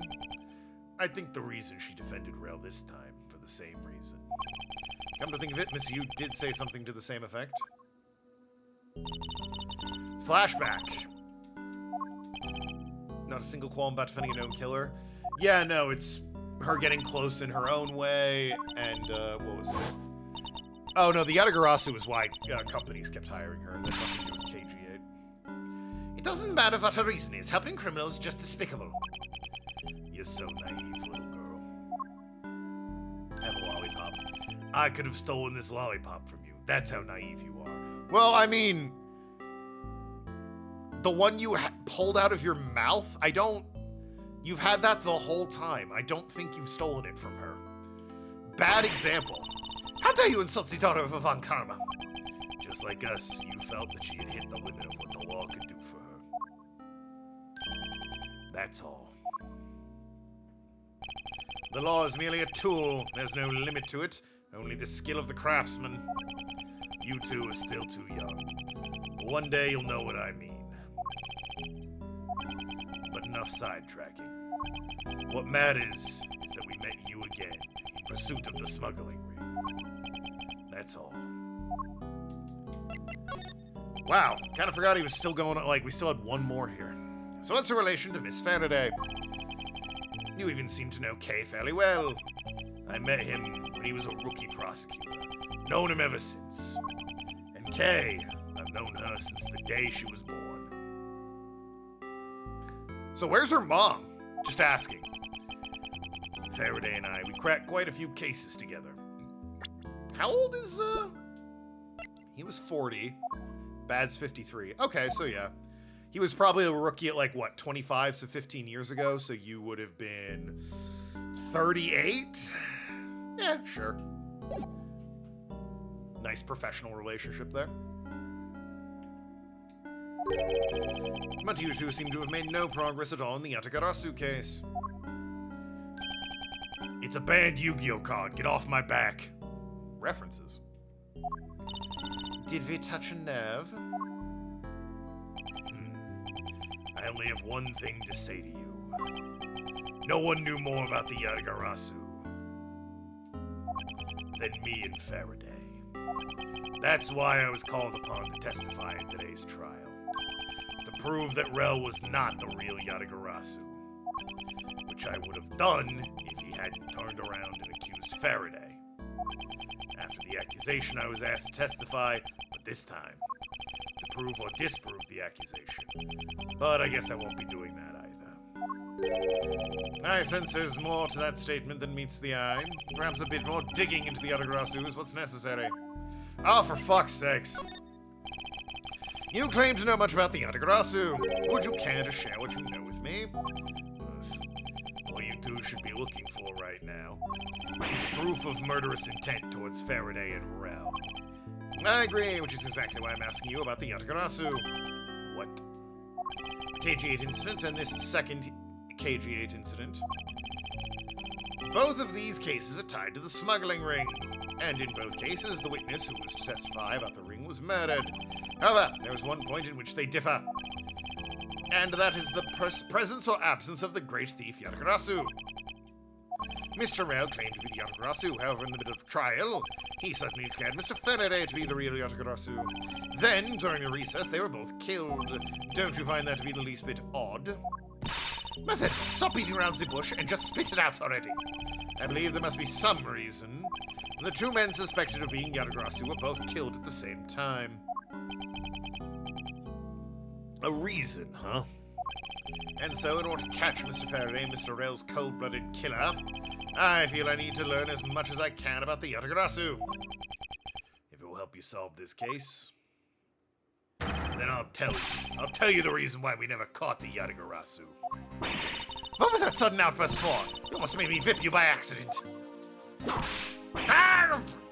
It still accidentally whipped me anyway.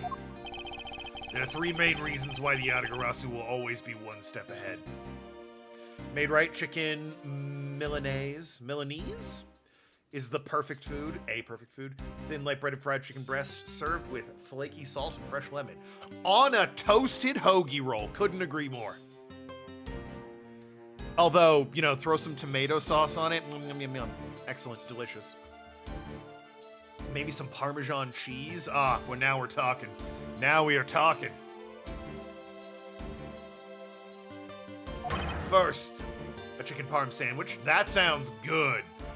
I want chocolate and a chicken parm sandwich. God damn it. I could technically get both of those from Domino's, but their sandwiches suck ass. So their pizza's also mid, but you know.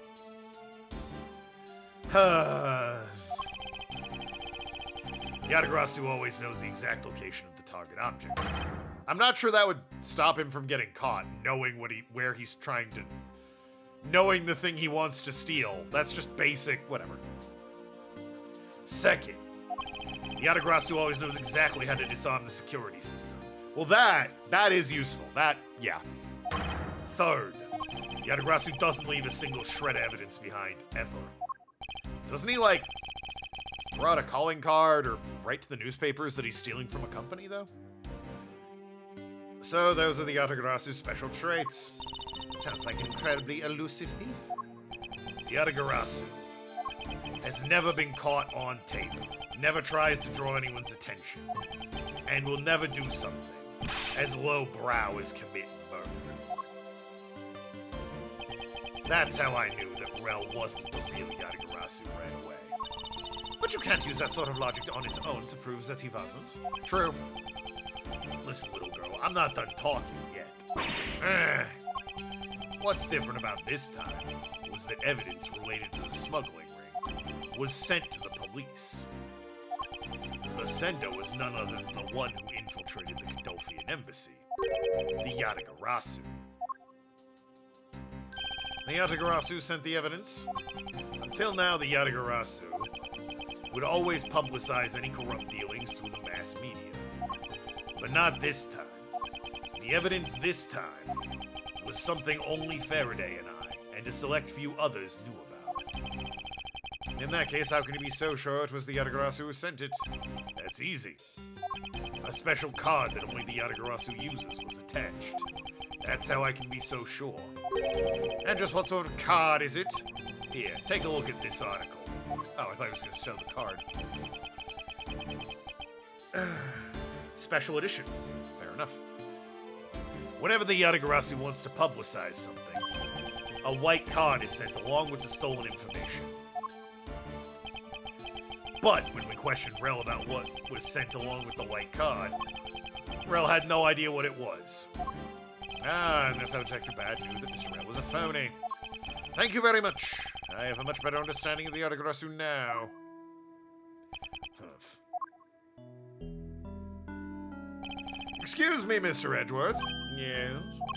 His Honor would like to transfer the evidence from today's trial over to you. So if you could please head over to the courtroom, it'd be much appreciated, sir. Understood, I'll be there shortly. Detective Bad, what does the law mean to you? Finding the answer to that question is the only reason I'm still alive. I imagine skill, a bit of luck, bulletproof vests. I became a prosecutor to find the answer to that question myself. And to play a part in ensuring that all criminals everywhere are found guilty. Again, that's a tall order. Maybe just settle for, like, your district, state, if you're really being, like, ambitious.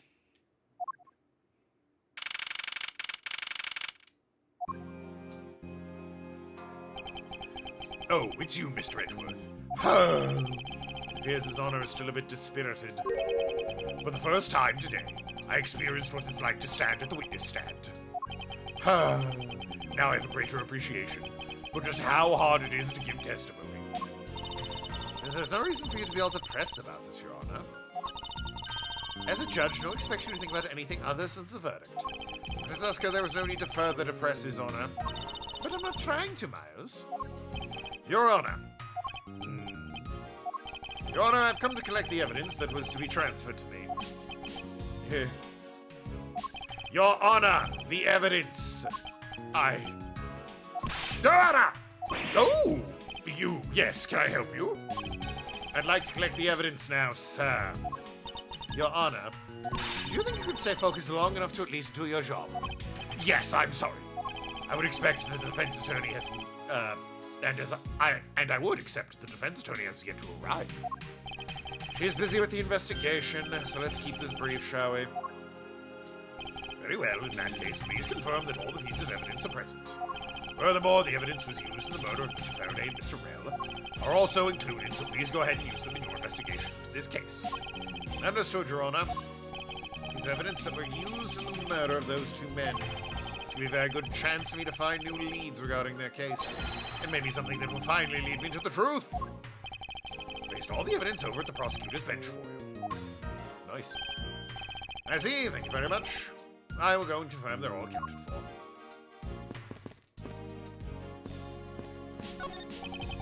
Is the evidence related to the big Katofian Embassy's, the Katofian Embassy trial for Mr. Faraday's bag? It means the evidence bags was on the table in lobby number 2.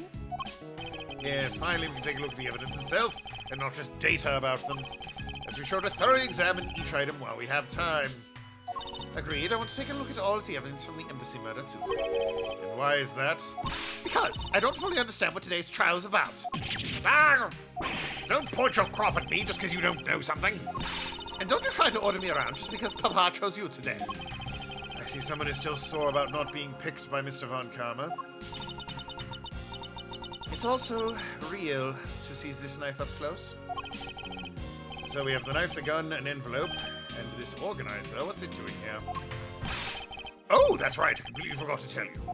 About what, Your Honor?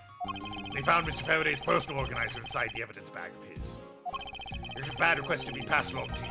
He said it would help in the investigation. Detective Bad said that. What a strange stroke of luck.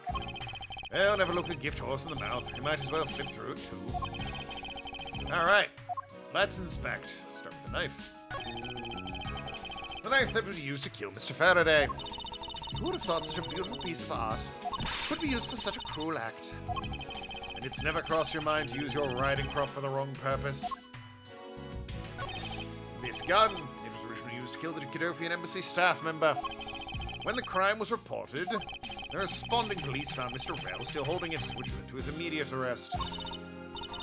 And then, this gun took the original shooter's life. How ironic. Indeed. There doesn't seem to be anything else we can learn from this piece of evidence. Right, new stuff.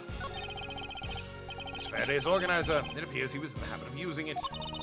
Looks like he wrote his strategy for getting Mr. Rell convicted down here. Collect the evidence I need to prove Rell was the killer. Between the handgun Rell had on him when he was arrested and the surveillance tape, I should be able to prove he was the one. Mr. Faraday honestly believed Rell was the killer for this case. The sound of his handgun going off is recorded with superb clarity on the surveillance video. I have evidence I can use to prove Rell was not the real Yatagarasu. It would also appear he had proof Rell was not Yatagarasu. No matter how hard he may try to play it, as long as I have the Yatagarasu's key, I can prove he's a phony. If I present it to him in court, it should clear everything up. And apparently he also had a very definitive piece of evidence. It's been a long battle. I hope this will finally bring it to an end. I believe Mr. Faraday was well prepared. The discrediting claim Rell might have made about being the real Yatagarasu. And he had a way to prove Mr. Rell was a guilty party in the embassy murder. The organizer flew straight from Mr. Faraday. I'll have to take my time, give it a thorough read later. Look, there's a picture stuck between the pages here. It appears to be a key. A rather ornate one. And look at the design on the handle. Yeah. Quite styled, that key. Craftsmanship is superb. Could this be the Yatagarasu key Faraday mentioned in his organizer? The Yatagarasu's key? Could have bad said something earlier. He had the evidence, it was sent to the police. Rell didn't know it was in it, blah blah blah. Flashback. Flashback, we just did this. How is it still going? Mr. Faraday must have been trying to keep this secret safe. There's the prosecutor on both the Yatagarasu and the smuggling ring cases. That's to be expected. That's a rather unusual shame. That's odd. What is it? Faraday didn't mention anything about a knife in his organizer. That certainly is odd. The weapon that was used to kill the Godoffian embassy staff member was the gun. But if that's the case, then where did the knife that was used to murder Mr. Faraday come from? Is it obvious it was brought into the courthouse by Mr. Rell? Because that's the only logical conclusion, right? No, because it's not that easy to smuggle a weapon like that in here. Every person who enters the courthouse doors is checked thoroughly for contraband. Furthermore, the suspect was handcuffed, making it impossible for him to bring a knife as large as this inside. Well, depends on where he stored it, if you know what I'm saying. In that case, how do you suppose the knife ended up inside this courthouse? I need to think carefully here. There's nothing related to the knife written anywhere in Mr. Faraday's organizer. However, it is a fact that this knife came from Mr. Faraday's evidence bag. Conversely, there is one item listed in Mr. Faraday's organizer that no one else has claimed to have seen today. So in order to solve this mystery, I believe I will need to take another good look at the evidence. Mas Edgeworth, can I take the fact that you have yet to answer me to mean you don't have an answer for me? Actually, I do know the answer, Miss Francesca. What? Then what is it? One of the pieces of evidence we've been holding has been hiding a secret of its own. It was through this piece of evidence that the knife was brought to the courthouse.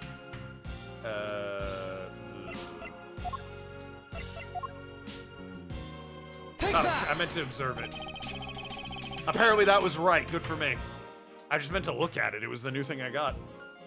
This Yatagarasu key Faraday mentions in the organizer. That's how the knife was brought into the courthouse. You're not making any sense, Mas Edgeworth. You just need to look a bit closer, Francesca, to see what I mean. Don't the color and ornament of the key's handle remind you of anything? They do remind me of the knife. Very good. Both the Yatagarasu's key in this photo and the murderous knife have this very unique design on their handles. Furthermore, even though Mr. Faraday mentions the Yatagarasu's key, there is only the only object found at the crime scene was the knife. You don't seriously mean to say? It appears you finally caught up. And yes, I do mean to say the two pieces are in fact one and the same. That's impossible, is it? It's a switchblade. Or a switch key, maybe? God, I'm so hungry. And even if that is what you believe, we should still investigate the possibility. All their talk of food and chocolate. Now let's examine this knife in a little more detail. I mean, it's gotta be the button, right? Yeah. I can't believe it turned into a key. I think there was such a trick in this thing. So the weapon used to kill Faraday is actually the key stolen. Was actually the key the Yatagarasu stole. This piece of information is more critical than anything we've learned up until now. Frankly, I'm shocked. Faraday only mentioned the key aspect of this piece of evidence in his organizer. It's possible even he had no idea the key was holding a knife blade inside. But if that's true, then only someone who knew about the key to do knife trick would have killed Mr. Faraday. Even among law enforcement, this key was top secret. We're looking for someone who knew even more about the key than Mr. Faraday. Meaning the only person who could have been sent the key in the first place is the great thief Yatagarasu. Then maybe Mr. L really was the Yatagarasu. And he was the one who killed Mr. Faraday. Isn't that one possible scenario? No, not really, especially since Mr. Faraday was absolutely convinced Mr. L was not the Yatagarasu. Besides, like Bad said earlier... flashback. I see, alright then. I guess the person who knows the trick behind this key is someone else, and the person is the real Yatagarasu. How many times can I say Yatagarasu? I'm wondering, in one fucking stream.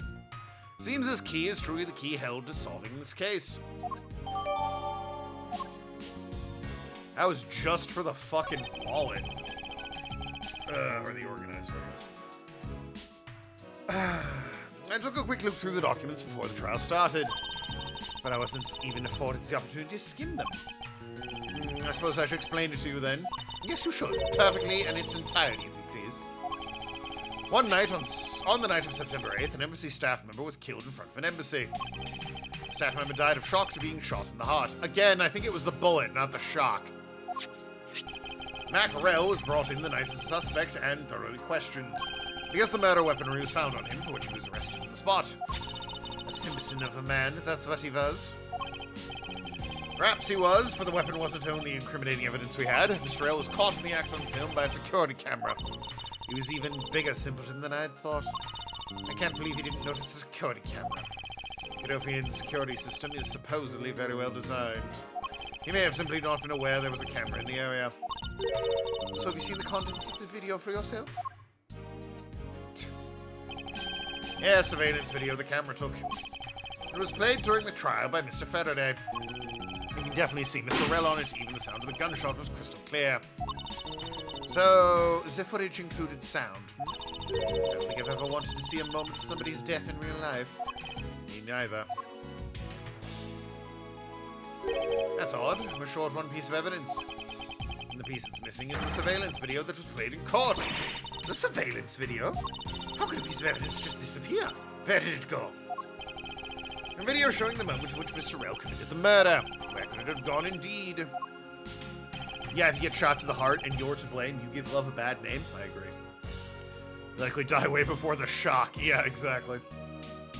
Ah! Lead poisoning! That's what's killing me as you shot me in my chest. Are you done with your inspection of the evidence? Yes, I'm finished. However, Your Honor, I am missing a single piece of prosecutorial evidence. Your Honor, were you derelict in your duties? What? No, I dare not lick my...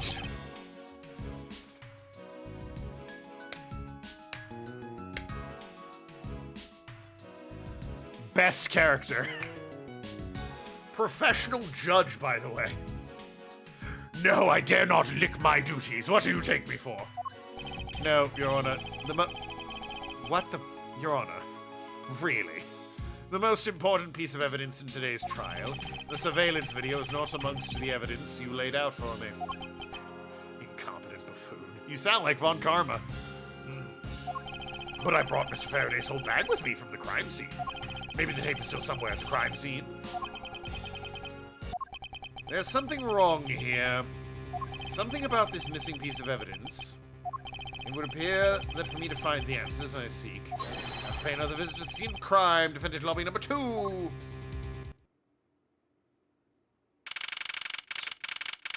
Look who it is. Everyone's favorite boy.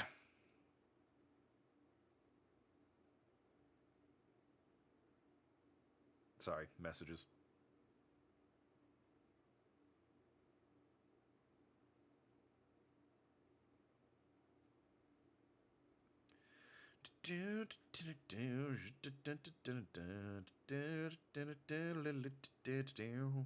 Zippity bobbity boo, bada boo, liloo, skippity bada boo, boo.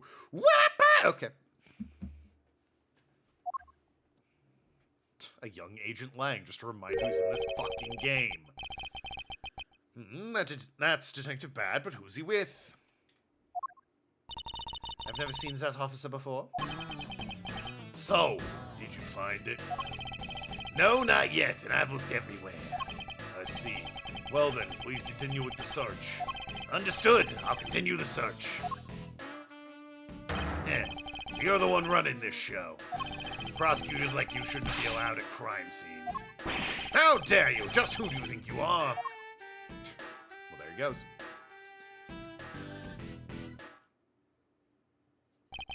What was that all about, and who was that man just now? Nevertheless, I've never seen a more impudent officer in my life. That's not a bad thing for a change. The fact that Graybeard became a judge and hasn't been arrested already is a mistake. True. True. I had the argument that the cases in this game are in entirely the wrong order. The airplane case should have been first. You know, you got Edgeworth, Gumshoe, Von Karma, all the familiar faces. The second case should have been this one.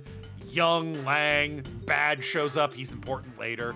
The Yatagarasu's brought up, you get a fun young Francesca, it introduces young Kay. Third case with some editing should have been the theme park one. Kay returns, Lang's formally introduced. The fourth case should have been the first case. A crime is committed in the prosecutor's office. Make that one more important. That's way better setting than an amusement park. You could have had the detective show up there. Bad.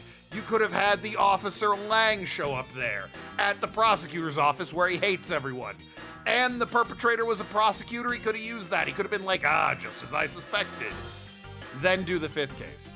They did the pacing all wrong in this game. I know you're standing right behind me. What do you want, kids? It looks like you were paying attention after all. He was holding a mirror. Of course I was. I have eyes in the back of my head. So that mirror isn't for vanity's sake. It's for him to keep an eye out on who or what is behind him at all times.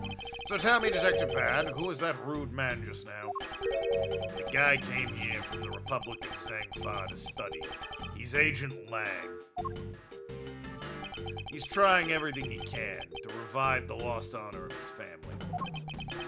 He's traveling the world to study different philosophies of detainment from scratch.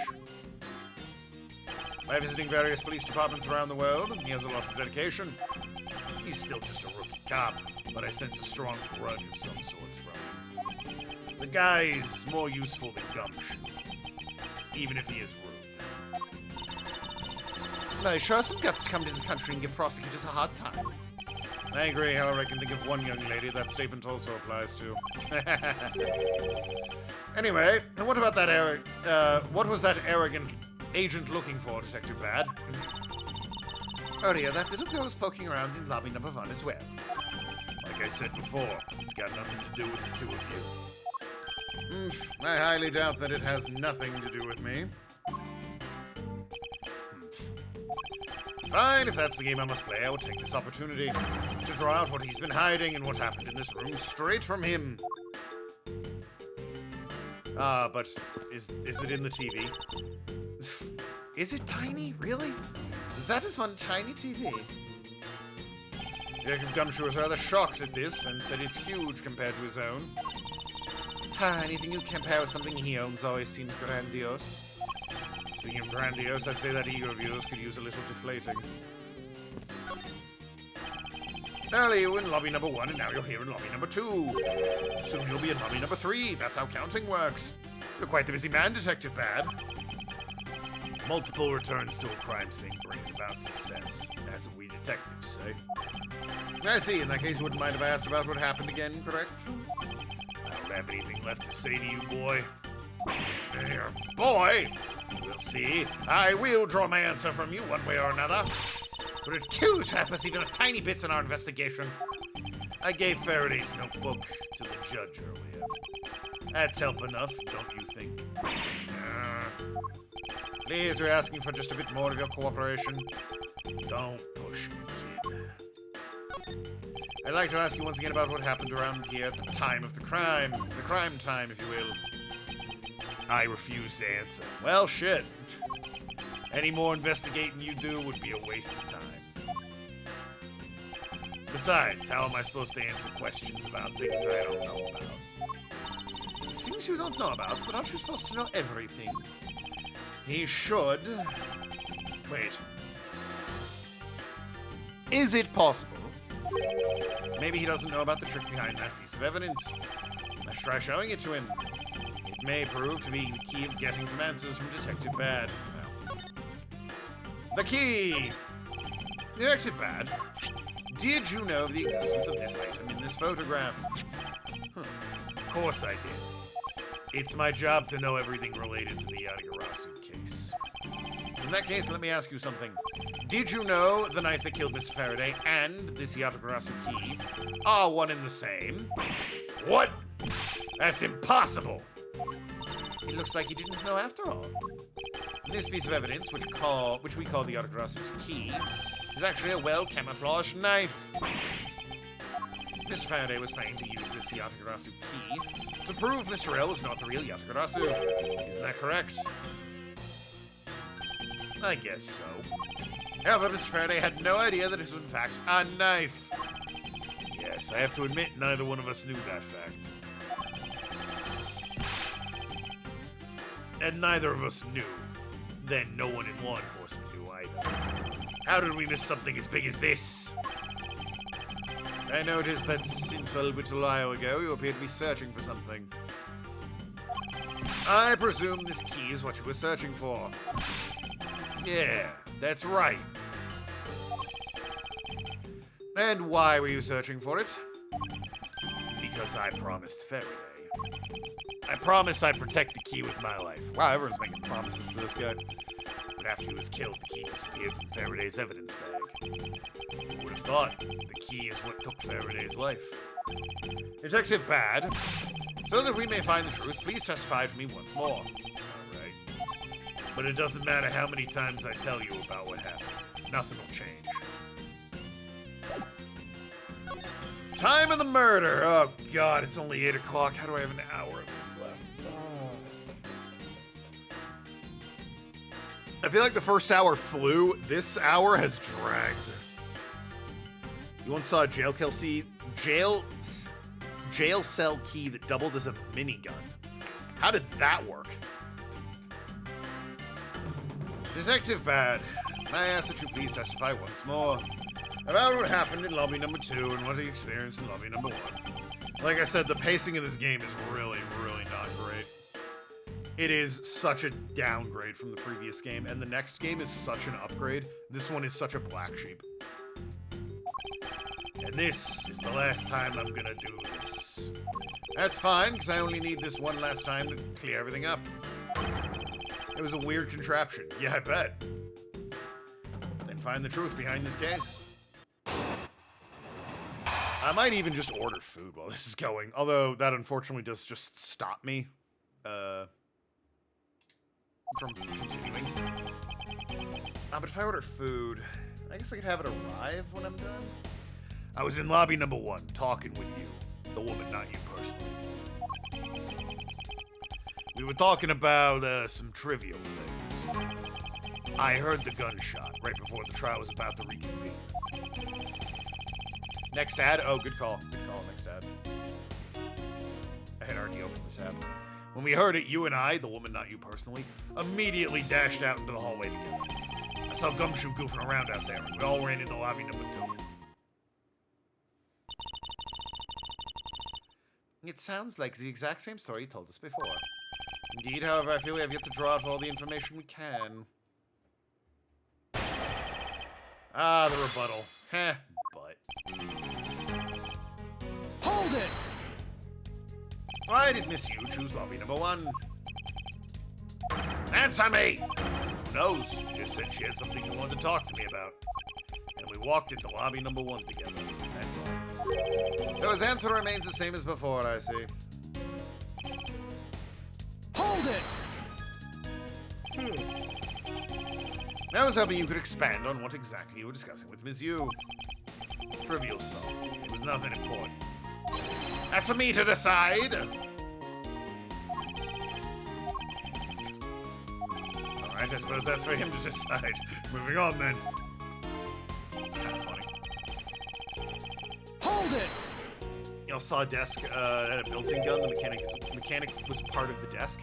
Yeah, I've seen that. That was on Pawn Stars, eh? Or the one I saw was.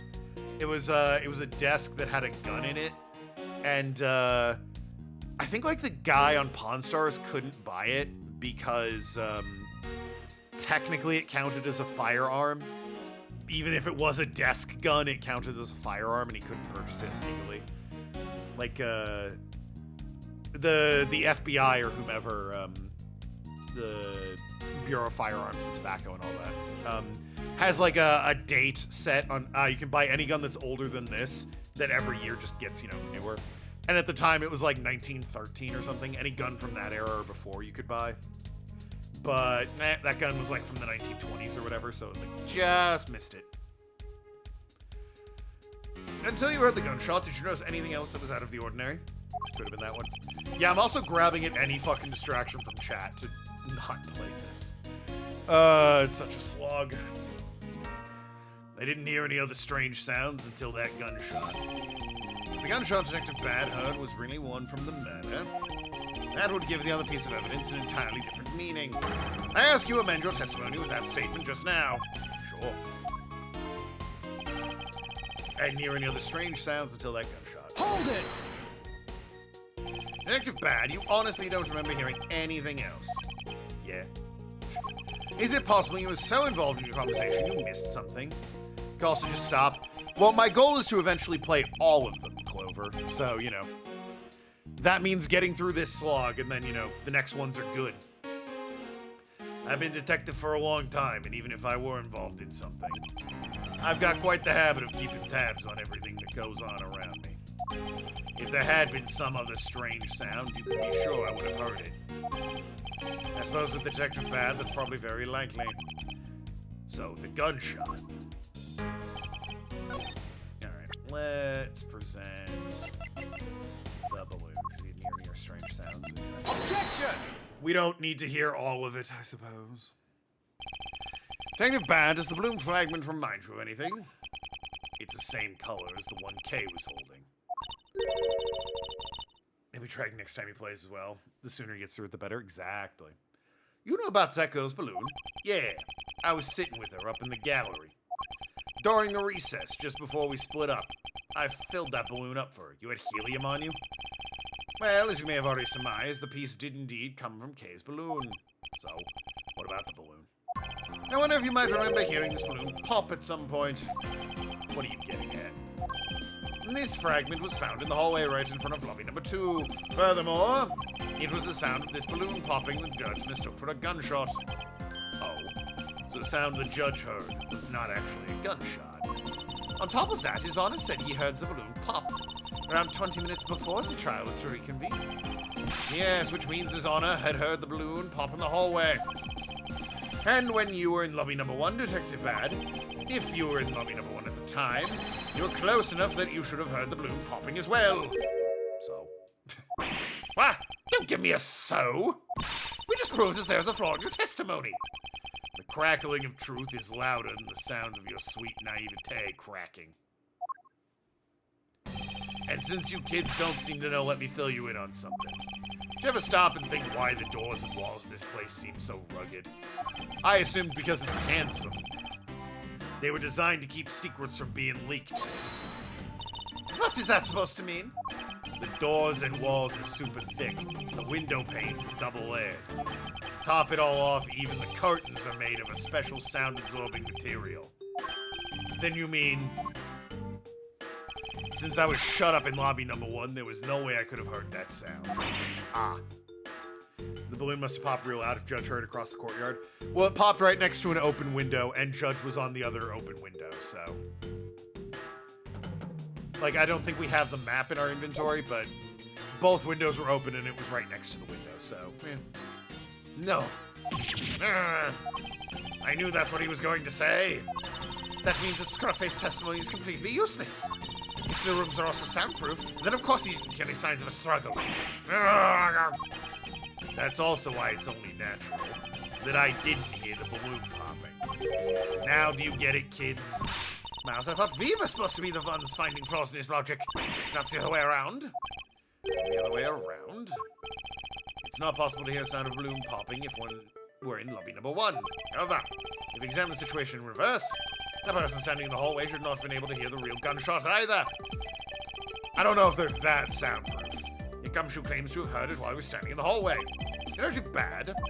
If that is the case, how exactly did you hear the gunshot? What do you mean, how? I just did. It would appear that you have yet to realize the contradiction in your own words. Oh, how so? If the rooms are soundproof as you say they are, then how did the sound of the gunshot enter your ears? I see what you mean. I guess I'm more out of it from Faraday's murder than I had thought. The windows were open, which is exactly what. Which means what exactly, Miles? In the end, what did it all boil down to? I think the road noise would block it out. I don't think it was like a public courtyard. I think it was an enclosed courtyard. Like in the middle of the building. It boils down to this: there must be a reason. As to how detectives Bad and Gumshoe had a gunshot they theoretically couldn't have. The windows are open. Looks like we need to examine the state of the crime scene again. The windows are open. The state of the crime scene? Wait, can it be? Ultra strong perfume. Ah, way too noisy. Surveillance video? It just disappeared. Moot point anyway, I was curious. Oh, okay. Yeah, the window is open. The scent of flowers flowed in, dissipating the smell. Boom, jam. It's simply not possible for the killer to have escaped through the barred windows.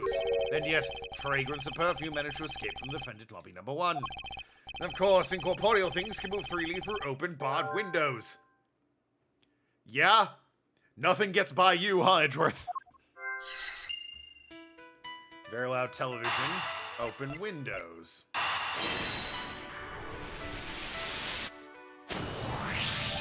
Now then, what else besides smell can go both in and out of an open barred window? The answer is sound! So, what the fuck are we doing? So no matter how careful the killer was, if the windows were open, the jig would be up. And since the window in both the defendant's lobby 1 and hallway were open, that explains how the sound of a gunshot could be heard in both locations. Missing evidence and the gunshot could be heard. Last two, for God's sakes. Missing piece of evidence is a video that shows the moment at which Mr. Rell killed the embassy staff member. And they were talking about how the gun sound was so crisp on the video. So the theory here is that they stuffed the video in the VCR, cranked the volume up and played it, and then it got to the crisp-ass gunshot noise. And then they ran in to find the newly dead bodies after they had already been killed. It shows the moment in which Mr. Rell killed the embassy staff member. The sound of a gunshot left quite an impression on me when I played during the trial. The video should have been returned to Mr. Faraday's evidence bag for recess and brought back here. It disappeared after that time. It's possible the tape is still here in this room. Eureka! The evidence of the missing evidence is the gunshot sound that no one should have been able to hear in the first place. Miles, what have you been thinking about? Stop wasting time and thinking and let's start looking again. It's not a waste of time to think, for I have figured out where we should look. And where would that be? I believe you should examine the television. The TV. Well, you kids have fun. Go ahead and examine whatever you like. Well, alright. Look at this first. It was wide open. Scent of flowers is being blown in from outside. think it softens the heavy air in here somewhat. Because both lobbies 1 and 2 have been opened. Maybe they're trying to get out the room just like in lobby 1. Or maybe they sought to ease some of the tension through some fresh air. If I didn't around the same room, I imagine the latter being the case. I really need to open a window just for that. Nothing unusual about this area, isn't there? Oh. Did you need the whole thing to deduce that? Yeah. Like I said, the pacing of this game. Earlier, when Gumshoe touched this, it made a most terrible racket. When Scruffy turned the television on, right? Actually, come to think of it, I don't think Gumshoe actually touched the television at all. Furthermore, it seemed more like when a video feed suddenly stopped. At least it did for me. I wonder why that is. The VCR. It's a video player, and there seems to be a videotape inside. Looks like the tape must have stopped on its own when it reached the end. This tape, could it not be the missing surveillance tape? I suppose, but Detective Bad, would it be alright with you if I verified the contents of this video? Sure, knock yourself out. Alright, let's rewind this and see what we have. If I remember correctly, the footage of Rel killing the embassy staff member should be at about the 30-minute mark from the start of the tape. Understood. This should be right about now. Let's see. This is... Did you just show a 13-year-old child a snuff film, Miles Edgeworth? What the fuck is wrong with you? Yeah, I'm gonna have to agree with Von Karma on that one. Yes, perhaps I should not have shown a child a snuff film. This is the footage of Mr. Rel shooting the embassy staff member. I knew it. The missing piece of evidence, the surveillance video, was here all along. This sound. What's the meaning of this? It appears Bad has figured out the true source of the gunshot he heard. With this, I can figure out the trick behind this double murder. Do you mean you figured it all out, then? Yes, all I have to do now is show what the gunshot Detective Bad and Gumshoe heard was, and through where they heard it from. In that case, show me what you've got deduced. What the gunshot detectives Bad and Gumshot heard were, and through where they heard it from. Surely it's this, right? The fucking television? The tape. Eureka! Okay, no it won't. I don't... The window in the tape? Eureka! There it is. If the door and windows of the crime scene, namely this room that we're in, were closed, killer could have used the gun and no one would have been the wiser. That's true, as this courthouse doesn't seem to be well designed for such a thing, as it were. Maybe if they'd spent less money on fucking models and more money on, you know, the actual courthouse, it would have been better designed. However, what happened in reality was, Detective Gumshoe, Detective Bad, and Miss Yu, all three of them heard the gunshot. The window in lobby 1 and 2 and the hallway were open, so naturally the people in those locations could hear it. But then why would the criminal open the window in the first place? To allow the gunshot to be heard, I suppose. Correct! That's the only logical conclusion we can draw from this. But why was that necessary in the first place? I want a real answer, Miles. I demand satisfaction. Very well, I believe the killer wanted to manipulate our other perception of a certain fact. What does the killer want to manipulate with the perception of when the crime took place? The killer wanted to fabricate the time of death to the precise wishes, and they used the gunshot in the surveillance video to do so.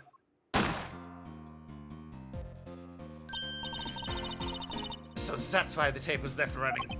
You mean the gunshot I heard was from this video? Yes, which means the murders really occurred in an earlier time than we thought. It must have been during the recess, but before Gumshoe was on guard duty. Someone who has no alibi for that time period and planned this crime out in advance. That person is the real killer. Yay.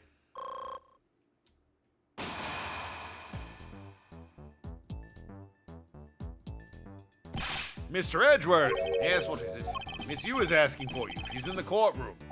She says she's identified the murderer, but that she wants to clarify something. It looks like Miss Yu is still investigating something. Understood? Please tell her I will be right over.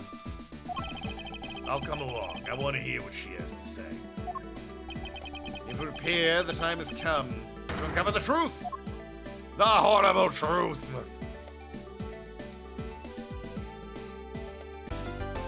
Yes, I'll save my damn progress.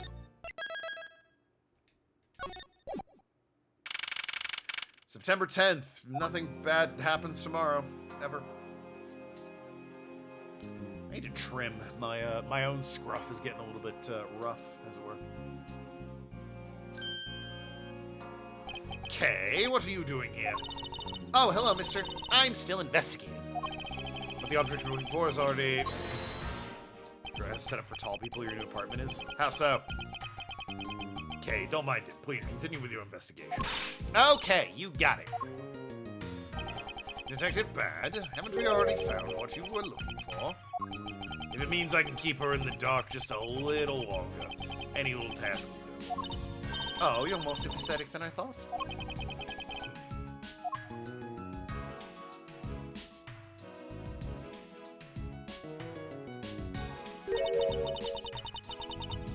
You was somehow involved in a double murder? It's literally the only person it could be. Let's look at the profiles. No, dead, dead, dead, no. Child, no, no.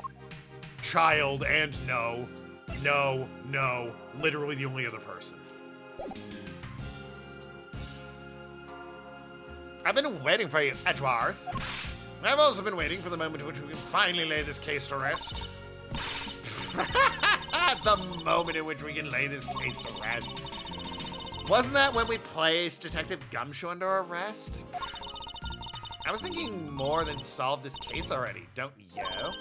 We'll see. Depends on whether or not your logic holds. I see we have a viewer in the gallery, and why even Mr. Bad is here.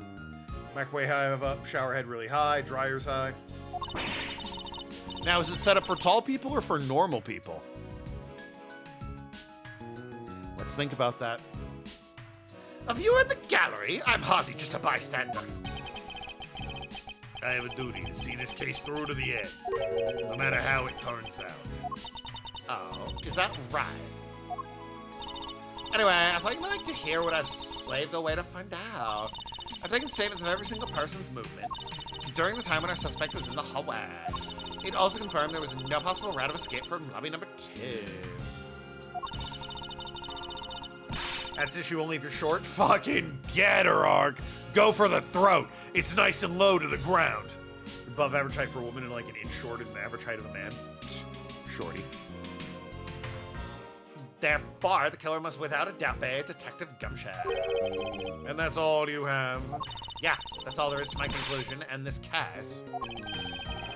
You're like 5'8" and it's high for you? Pfft, fucking short.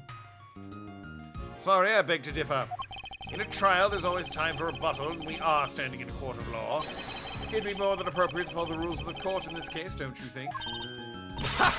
Absolutely, like a rocket and tut that thinks such a thing.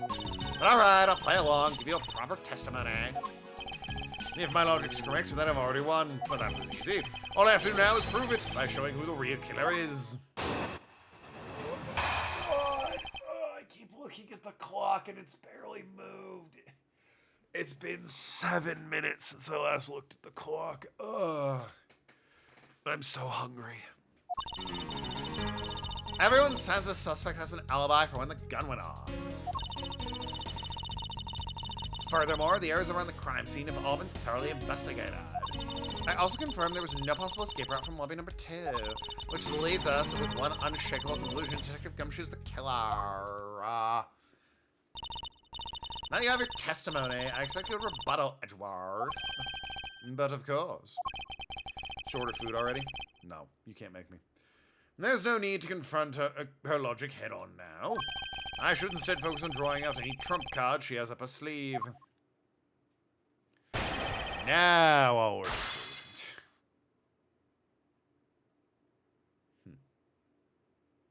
Sorry,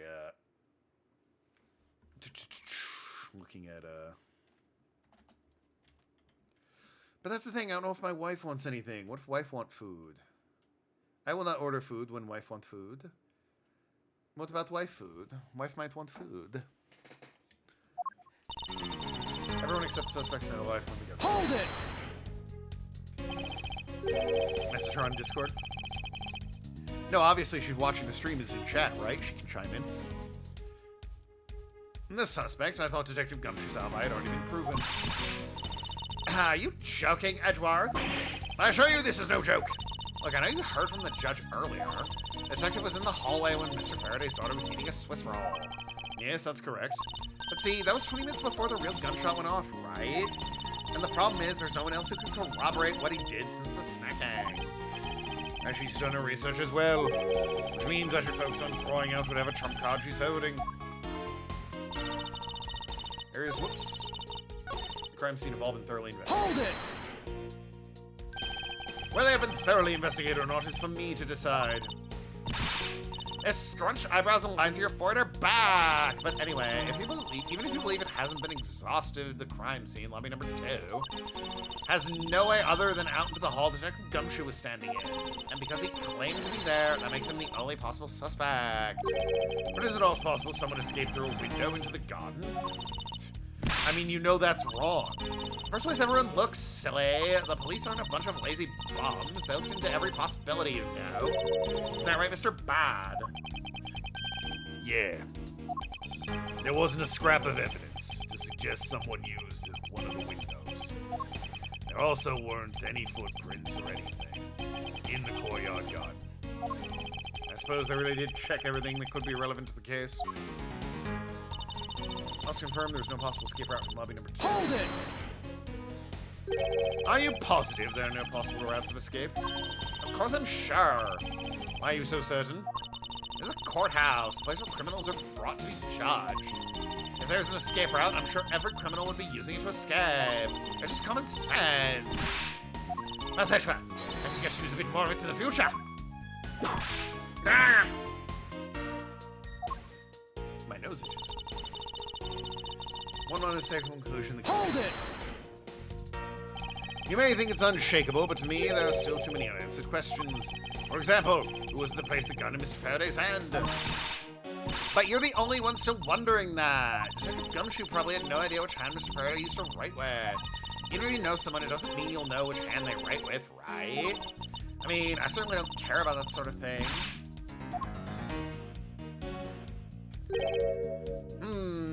And I'm not about to let her get a rise out of me with such a flippant statement. Reach the end now. I already have my trump card, all that remains is to play it. Before I do, you should inquire a little about something in our argument. So earlier, you confirmed the alibis of every other person and the suspect. However, I don't recall either Francisco or myself speaking with you about the subject. But there were witnesses. For you, there's your mentor gave you an alibi. I see. Remember the little missy? She came to the courthouse during the recess and was stopped by a security guard at the door to the hallway. She gave him quite a whipping for that, so I heard. I'm the daughter of Manfred von Karma, and I will not be forcibly stopped by a guard or a bailiff or anyone else. Wait, so basically the only reason Francesca bothered to show up today was because she found out I was to be the replacement prosecutor. Yeah, duh. That's your sister, basically. By the way, Miss Yu, what about everyone's alibi before Detective Gumshoe was assigned guard? What about them? Have you looked into what people were doing during the span of time? What kind of idiot do you take me for? It doesn't matter when the killer went to lobby number 2, from the time you heard the gunshot, to the time Mr. Bad and I arrived at the scene, dash from lobby number 1, the only person who could have committed the crime is Detective Gumshoe. Yes, let's talk about when you and Detective Bad heard the gunshot, shall we?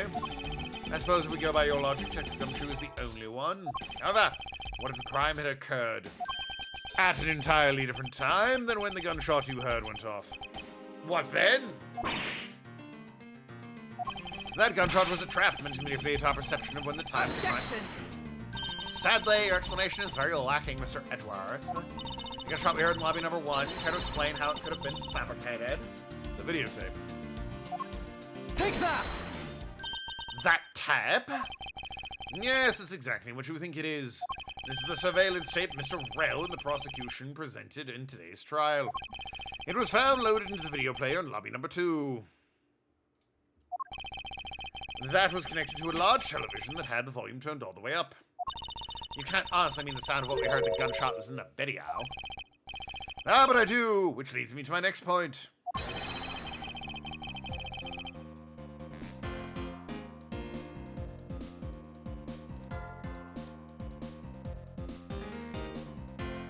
Sorry. Ahem. The murders occurred much earlier than when anyone heard the gunshot. That's the only thing I can think of, too. After committing double homicide, that's 2 times the homicide, the killer looks to evade in this video from Mr. Faraday's evidence bag. Turned the television volume all the way up and left the video to play. The video, turned the television all the way up and left the video to play. Don't know why I didn't advance that. If played from the beginning, it would take 30 minutes for the gunshot sound to come in. And since we know the method of time manipulation is possible, it opens up the possibility that the killer is someone other than Detective Gumshoe. Sounds from a television doesn't amount to much here. But of course, Mr. Prosecutor Edgeworth and Little Miss Von Karma already knew that much from the very beginning, right? Of course we did, didn't we, Miles? Yes, of course we knew about the soundproof quality of the room in the courthouses. Of course, I'm not about to admit I had no idea until a little while ago. That's right, and if the rooms are soundproof, then we shouldn't have been able to hear it. And yet we heard the gunshot clear as day. And that's it, end of story. But it's not. How should I explain why she was able to hear the gunshot in the soundproof room? The door's open, the window's open, there was a hole in the wall. There's actually one common point between lobby 1 and 2. And it is that despite the fact both rooms have air conditioners installed, a window is open in each. Yeah, you do your makeup faster, you panicky, squirmy son of a bitch. Now we know the window in lobby 2 was opened by the killer. However, the window in lobby 1 was also open. Objection! Ha! It probably just coincidence they were both open at the time. Objection! It was no mere coincidence, I assure you. Why was window in lobby number 1 open? The answer is that a certain person did something to cause the window to be opened. Yeah, they opened it. The person who triggered the action is the person in the real guilty party. The killer in this double murder is... Detective Gumshoe. No. You obviously. Take that! Miss Callisto, you. I hereby formally indict you in the murder of Mr. Faraday and Mr. Rell. What? You indict me? Fine. I'm serious, Miles. Why do you think she's the killer? I don't understand her motive just yet. But of course I'm serious. Because she was the only one who could have done it. Well, Miss Yu, do you still feel like laughing now? Ha ha ha ha! Of course I do, Mr. Edgeworth. My argument must not be tight enough yet. Although I never thought things would spiral into this. But I'll have you know I'm enjoying this dance quite a bit. Guess it's time for my own rebuttal now, right? Miss Yu's rebuttal. Ha! But... You argue the window was open, however, do you have proof it was I who did it? Well, I mean, the perfume in one of them. Furthermore, do you have proof the tape was used in committing the crime? Frankly, I'm shocked at you for going around accusing people of murder like this. Especially with logic as full of holes as yours. And this is where it really starts. I mustn't let my guard down for even a second or the truth will be blown away.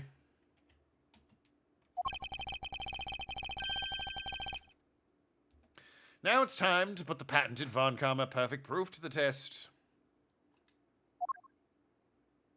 It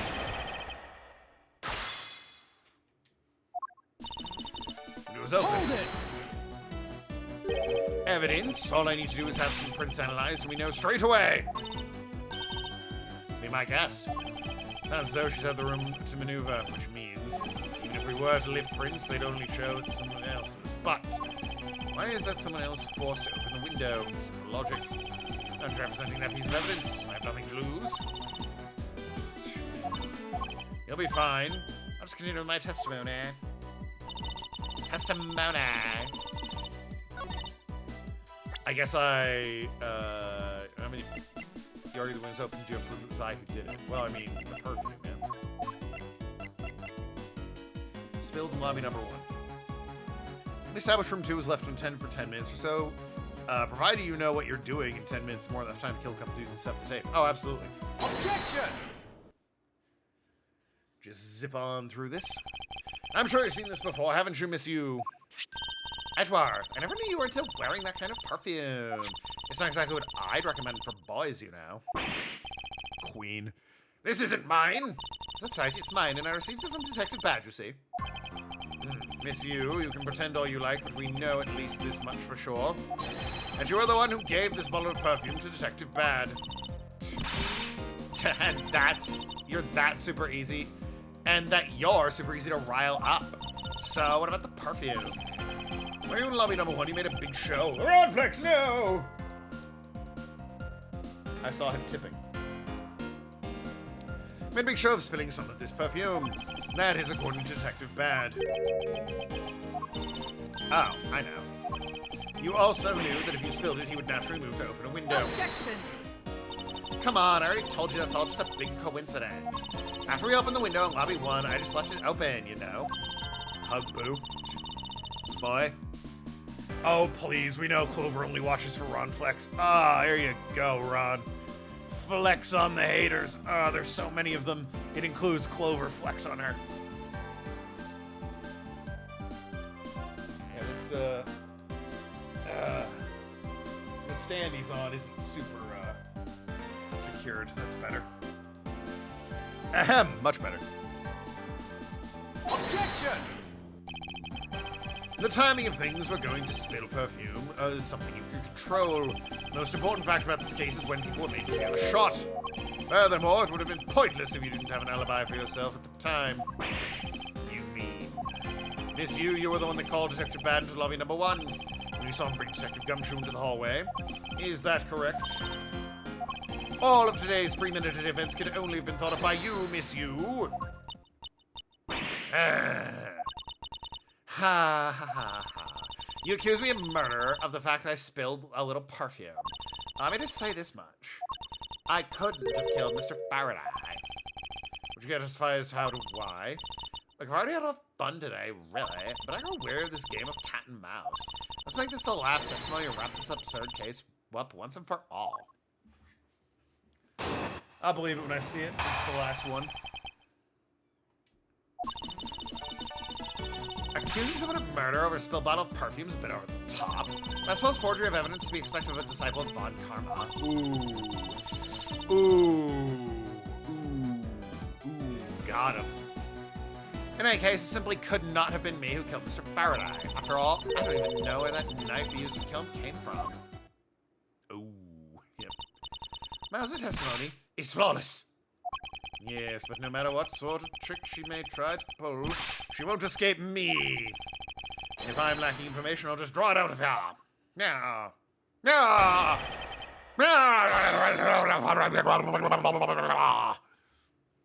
Miles gets a little feral at times. It's definitely not the streamer being bored out of his mind by this case. I think I already explained the significance of that earlier. I only confirmed I did spill perfume. That's all. That you would accuse me of murder based on that simple spill?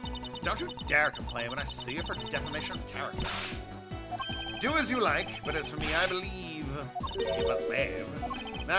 in Joe Hendry. Say his name and he appears. Ahem. You are the true culprit of this case. My, you're enthusiastic. Of course, I should have gassed. Hold it! I formally request you to cease your attack against my mentor. Yes, I will sue you for defamation. All I'm doing is telling the truth. Well, maybe I'm more like spreading gossip. Although, your adamant denials are, shall we say, just adding fuel to the fire.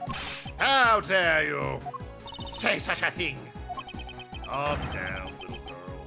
Don't let her get to you. Aw, why'd you have to ruin my bond?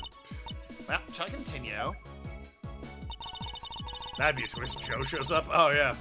If suddenly Joe Hendry was in this game, that would be wild. Hold it! And why exactly could you not have killed him? Sorry. I was just about to testify to that. You're such an impatient man. I'm not really into that, you know, Edgeworth. Your preferences have no bearing on what is at hand. Feeling uncomfortable our way. Objection!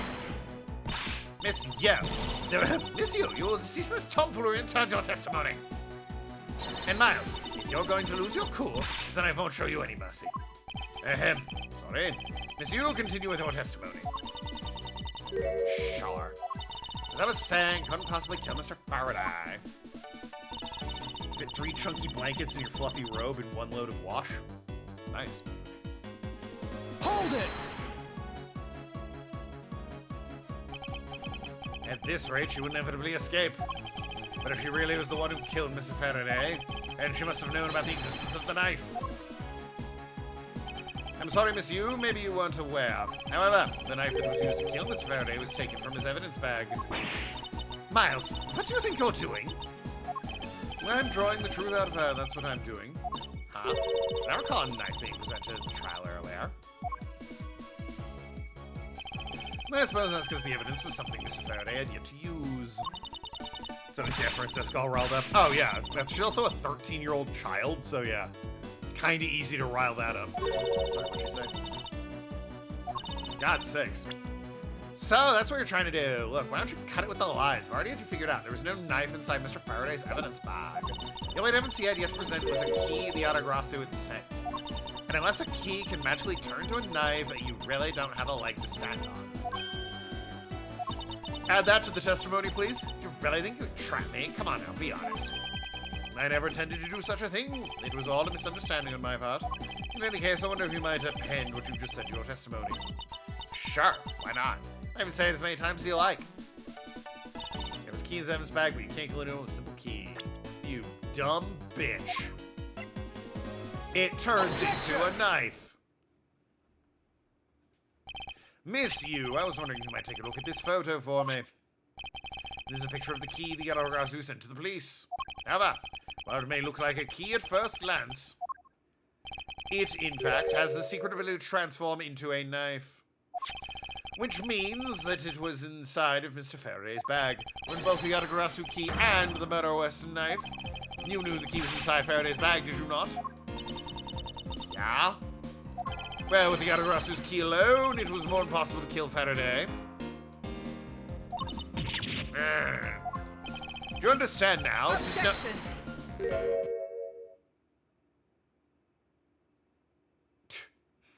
You have something to add, or?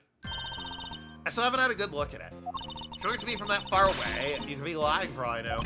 You would even now feign ignorance? I'm not feigning anything. God. But we can't have you accusing me of a crime with false evidence, can we? You bitch. I mean, Mr. Von Karma, I've heard some very interesting rumors about him. Are you mocking my papa? Don't you dare slur the good name of my mentor? Now taking a good look at this piece of evidence is more than real. Wow, who knew there was such trick to this thing? Are you satisfied now? But of course you knew from the very beginning, didn't you? You knew the knife and Mr. Yatagarasu's key are one and the same. Mr. Yatagarasu. Otherwise, someone like you, who is a member of law enforcement, would never have been privy to this trick, would never have known about it to begin with. Furthermore, there's something Yatagarasu sent to the police. How did you have knowledge as to what it was? Actually, I heard it from Faraday. Just before he dragged her off, he told me. Oh, that's right, I almost forgot. He also told me about the key turning into a knife at that time. But he didn't tell me about how the key actually transformed. Objection! What are you saying is simply not possible. Oh, and we're not. Because Mr. Faraday himself did not know about the hidden knife within the key. And within the pages, he mentions nothing about a knife. Objection! I'm not sure why he would have written everything in his organizer, you know. Wouldn't something of importance be better left to oral communication? Objection! Unfortunately, that is also impossible. Detective Bad didn't know about the knife aspect either. What would have been highly classified information within the police force, and is something that even the lead detective on the case didn't know. Why would Mr. Faraday have felt the need to share such information with the opposition? Yeah, I guess he wouldn't have much of a reason to. Looks like I gave a pretty lame excuse, huh? How can you laugh at a time like this? She probably just realized a flaw in her logic and is actually in a panic over it. But that's not something we need to concern ourselves with. I suppose you're right. Miss Yu, I'd like to state I also know how you know the real nature of the knife. Ah, do you now? Well, why don't you put your money where your mouth is and show me? Oh, I will, it'll wipe the smile on her face by the time we're through. moment of truth, secret behind the Yatagarasu key. Only one person could have had knowledge of from the get-go. Who have known the start of the Yatagarasu's key could change into a knife. The Yatagarasu. Take that! There's only one person who would have known about the dual nature of the key. And that is... the person who sent the Yatagarasu key to the police. That is to say, the Yatagarasu herself. Are you saying this lawyer is the great thief Yatagarasu? Miss you. Short for Yatagarasu, no doubt. Oh, wait, that doesn't work. You used Mr. Rail to lure Mr. Faraday into a trap, didn't you? You who professes to bear a grudge against criminals, why? Why did you do something like this? Psh.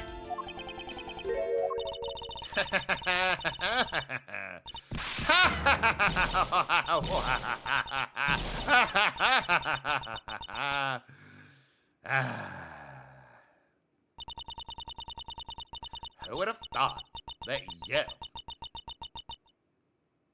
the person, not me,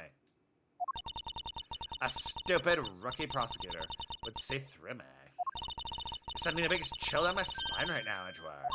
That feeling of thrill. It's even greater than when I sneak into someplace. You! That's both you the person and you personally. You killed Faraday. Why? Answer me, Callisto, you. Callisto, you, huh? That's not my real name. Because my real identity is, yes, the great Davy Yatagarasu. Okay, but Callisto, you is your real name, though. Let me tell you something, Edgeworth. Mr. Faraday was one difficult man to deal with. For you see, he had discovered my true identity, which is why I had to erase him from the world of law. I made Rel an offer, could offer just a little favor in return.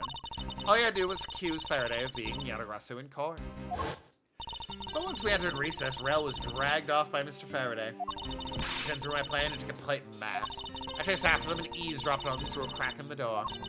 Then Rel caves to the only two things. Rel caves to only two things, money and authority, just as all thugs do. I'm afraid my plan was going to be ruined if Faraday held on to Rel any longer. Plus, I had let them continue on the way they were. I would have been found out. That's why I had no choice. I had to kill them both. But didn't you say you despised criminals? But do I really? You. Have you forgotten about the KG8 incident too? Maybe. What sort of woman would? So then it was your plan to kill Mr. Faraday with the very evidence they sent you, that you sent. Well, I had a good idea of what Mr. Faraday was going to do. I anticipated Mr. Faraday was going to prove that Rel wasn't the Yatagarasu. By using the Yatagarasu key as evidence, they would bring it with him. Which is why I thought to use the knife portion. With a weapon as well disguised as this, no one would be the wiser. Because who in their right mind would think something this could be a weapon? I casually entered lobby number 2 on the pretext I had to talk with Faraday. In order to get with him, I pretended to be worried about something. But he let me hold the Yatagarasu key just like that. He never noticed it changed the key into a knife inside the plastic bag. And he didn't have a chance to take note as the knife took his life. How could you kill him? I knew him for a long time, you know. At the very least, I thought I'd give him a quick and painless death. But if you killed Mr. Faraday first, there was no need for you to kill Mr. Rel as well. Have we ever mentioned why we were placing Detective Gumshoe under arrest? Something about having accidentally created an eyewitness. And how that led to the killer to think of setting up them as though they kill each other. The trick with the surveillance tape. Yes, I had actually planned to use a gun. The risk was too high that I'd be caught. However, that's why I remembered the existence of the surveillance tape. Which is why I had Rel help me set up the crime scene. And after that was said and done, I rewarded him for all his hard work with a bullet. Nathan, you're in bed. A defense attorney, your defense attorney. How could you betray a client? Client? If you want to talk about who has a client of who's first, it was me. I was a client in the murder of Cadofian Embassy staff murderer, Dead Man. Dead Man. You ordered a hit job. You still haven't figured it out, Mr. Bad? I had Dead Man killed because he was about to give away info about the smuggling ring. Now who exactly do you think would benefit from such an assassination?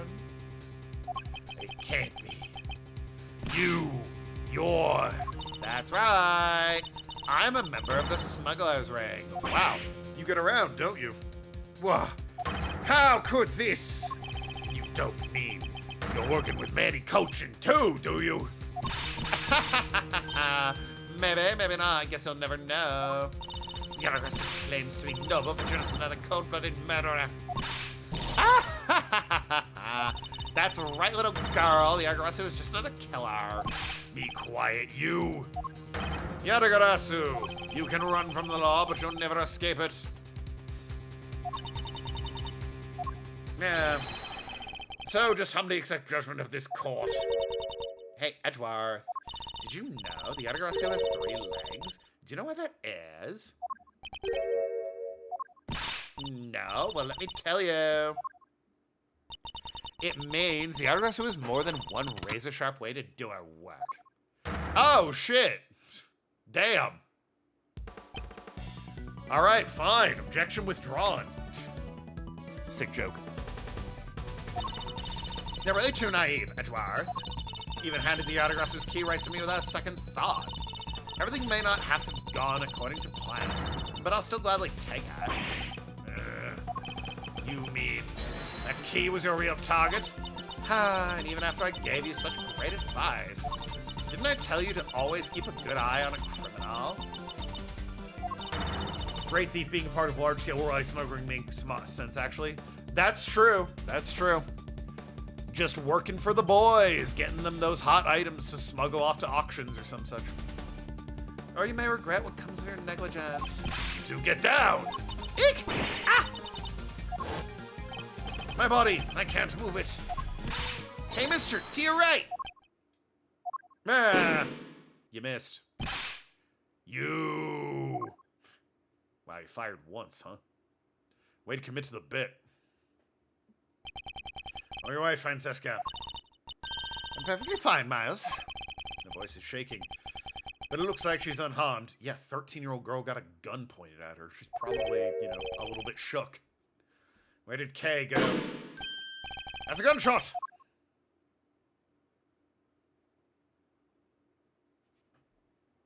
We'll go on. 7 p.m. Good lord.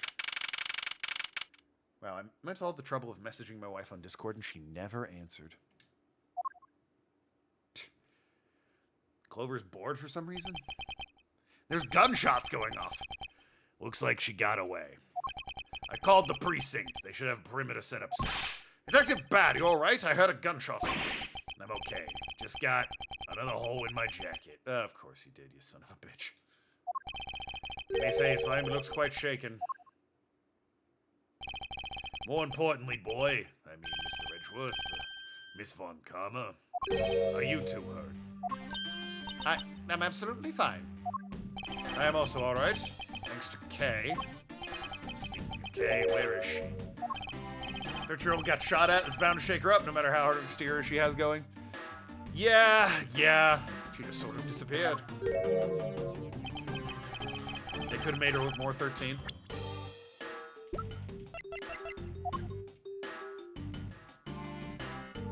I mean, that looks pretty young. Especially compared to how she looks as an adult. I agree, she looks 18. She looks 18! You're out of your fucking mind. She looks 18. Who here's the closest to 18? It might be me, Edgeworth, honestly. I think Edgeworth's the closest to 18 in this game, at this moment. I'll go look for her. Oh, and, hey, Detective Gumshoe. Ah, yes, sir, Detective Bad, sir. I'm sorry I doubted you. Don't worry, sir, it's not your fault. I love you. I heard about what happened. I'm gonna ignore that comment. From Kay. Lying while giving testimony is unforgivable. But in this case, you were protecting Kay and her feelings. Looks like you just might have what it takes to be a real detective. Now don't you ever lose that detective spirit, okay? You got it, Pops! Yeah, I mean, okay, she definitely looks older than 13, but if you think she looks 18, you're out of your fucking mind. She's 18, she's 19, I think, in the second Ace Attorney game. She's, like, clearly a grown woman at that point. This is a child. In this sprite, she looks 18. You're out of your fucking mind. Pops, watched one too many detective dramas recently, have you? Way to single-handedly destroy the cheery atmosphere with one snarky comment. 18-year-olds aren't physically grown, woman. You've clearly never played this series. I should get back to the investigation. I swear I'll catch you if it's the last thing I do. Be careful, Detective Bad, and take care. Thanks. Well, I'm off. Maybe we'll run into each other again someday. So, thanks a bunch, pal. She looks 18. Yeah, and this guy looks 40, according to you. You're the best. We did find the truth behind everything. Oh, hey, wow, a 60-year-old man had just popped in. Edgeworth never looked a day younger than 60, according to Clover. For the record, he's 18 here. She's 19 years old, youngest is 13, yeah. He looks 30, he's 25. I think he might be 24 in this. 26, all right, he's 26 in this. Edgeworth is 18. That's how people look in this universe. I'm glad we solved everything before you were taken to prison. Wow, that guy must be like 7, according to Clover. I can't believe how much trouble I caused you with my testimony, Detective Gumshoe. For the record, his age is actually question marks, so he could be 7. He could be 7. Just a flat 7. We don't know. We don't know. The art makes her look 18 as an outsider. All right, well, play the game. Now that you're indoctrinated, I'm glad you agree. She clearly doesn't look 18. I can't believe how much trouble I caused you with my testimony, Detective Gumshoe. Oh, it was no problem, really. Ha ha ha! I mean, I lied too, so I didn't help anything. It's really not your fault, Joanna. That even if you didn't have his honest testimony, I think the lawyer who found another way to get him convicted on your behalf. Yeah, I can't believe I was about to get fired during my first week as a detective. Well, as long as you're not fired, you should work hard and give it all you have, and perform your duties well. Oh, and one more thing. Kay left a present for you with me. He did? Oh, what is it? What was it that Kay left for me? The proof of their friendship. A gun! Take that! I'm not sure what this is supposed to be, but are you sure it's okay for me to take it? Wait, that's not what I meant to give you. Please return it at once. Miles, you're really not that bright, are you? Here's a mistake, Francesca. It's okay. It's a thought that counts. Speaking of Kay, where'd she go, pal? Oh, does that really not give him the thing? You only notice now? Was his mind not present when we discussed her earlier? Detective Bad left to go search earlier. Maybe you should go join him. Yeah, you betcha, pal. I'm gonna go help him. Oh, but first, you know what, pal? Actually, I guess I shouldn't be so rude to you anymore, huh? I'm gonna stick by your side from now on, Mr. Edgeworth, sir. I'm a 26-year-old man. Look at my boyish features. I sense nothing but a most troublesome relationship from this ominous statement. We should go home too, Mouse. We have to hurry to report what happened to Papa. Spice lasts as long as he forced me did, Gummy. A week? Yeah, well. I'm afraid we must be going now, Detective. Roger, sir, and don't you worry. I'll investigate the next case we're on real well. I'll, be counting on you. Some trouble is in the air. Thus, like a bad dream, my first outing at court came to a disturbing end. A few months later, I was finally able to properly stand in court as a prosecutor. That would be against Mia Fey. But the detective in charge of the investigation was, as I dreaded, Detective Gumshoe. After that, he became my direct subordinate. I have tried, but words fail to describe the immeasurable suffering he has caused me. But I suppose that's just how things are. Me explaining how I know Clover. By the way, Clover, she's 10. Do you want to explain how she's actually 40 in this pic? Let me know. As for the little girl who suddenly disappeared, she's now... Here she is at 17, I believe. She looks 13. She's 10. This is her at 17. So, do you remember now? There she is. 17. I will admit she does look older than 17. She looks like 20 at the youngest, but she is in fact 17. Yes, I remember everything. Kay, it's been a while. 7 years. Kay, you sure grew up a lot. Yeah, she did. Of course, but thank goodness. I thought you two had totally forgotten about me. You know, I was really worried about you after that. Where have you been all this time? Gummy, I didn't know you cared. After my father died, I went to go live with my mother's relatives. You mean your aunt and uncle? I was really far away, so I wasn't able to come back here all that much. Oh, that's what happened. Well, I'm just glad you all went. So, does it all make sense now? You betcha it does. Oh, you know what? Also, please, I'm the one that puts up with you.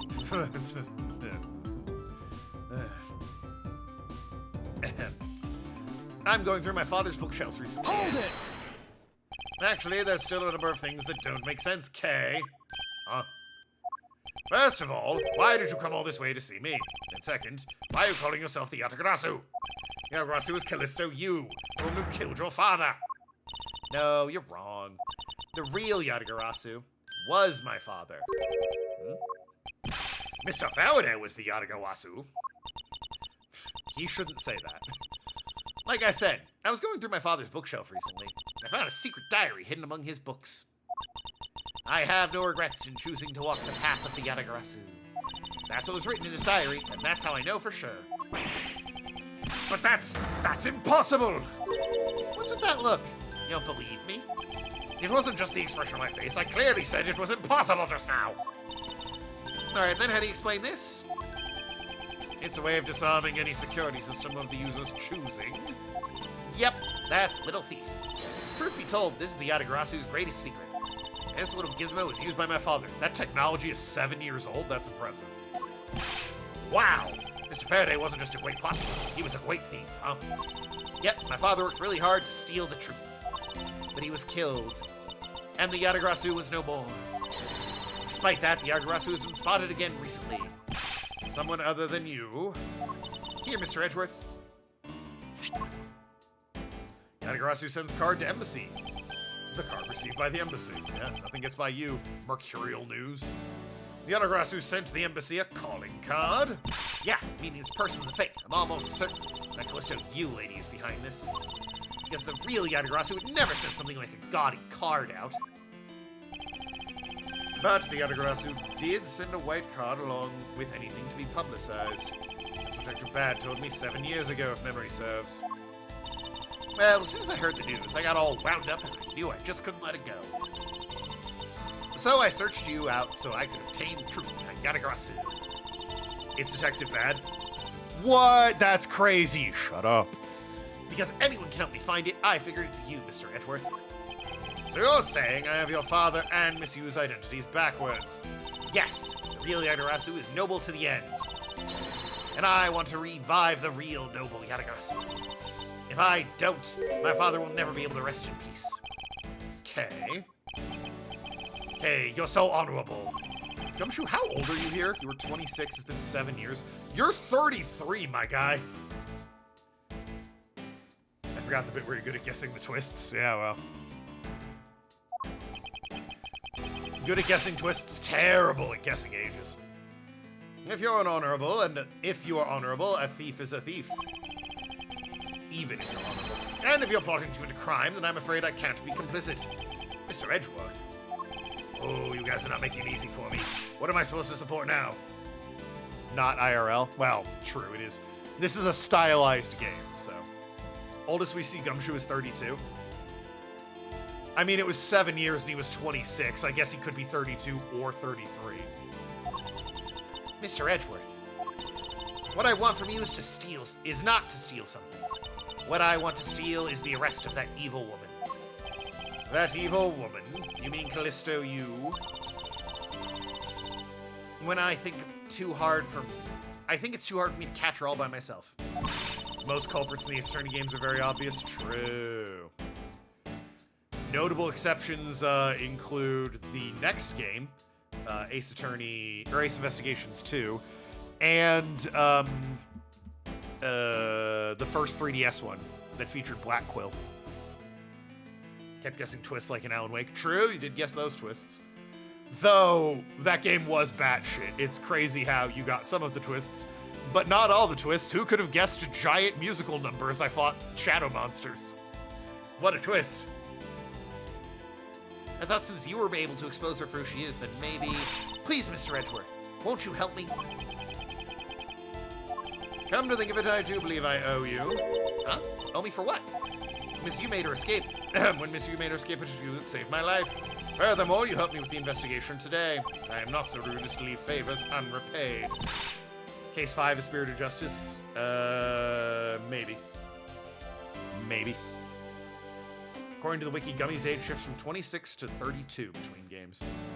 Well, I mean, he's in the next game, and I think that game's a year later, so... maybe. Maybe not. I would have thought 33 at the very oldest. But yeah, no, he was 26, and it's been 7 years, so... I guess it hasn't been his birthday yet. But it has been Kay's. Yes. That case has been weighing down on my soul ever since that fateful day. Perhaps the time has come to settle things once and for all. If you don't intend to sully your hands in crime, I believe I can help you. Mr. Edgeworth, thank you. Yay, Mr. Edgeworth, so, isn't it great, Kay? Yep, it sure is, Gummy. Even though I had completely forgotten about her until just now. What's with that chummy relationship? It's endgame time? Yes, we have one final case. This one's almost over. The great thief Yatagarasu. After all that time, the true identity of the thief sank back into the darkness. Let's do this? Well, I mean, not now. Burn Faraday, Callisto Yu, and Kay Faraday. The phantasmagorically changing incident, don't make up words, of the great thief Yatagarasu. And the Yatagarasu's real goal. It would all come to light the day after I made promise to Kay. The end of that case. We have one more, obviously. Hell of a cliffhanger. Yes, I'll save progress. Jesus. Achievement. Turnabout Reminiscence.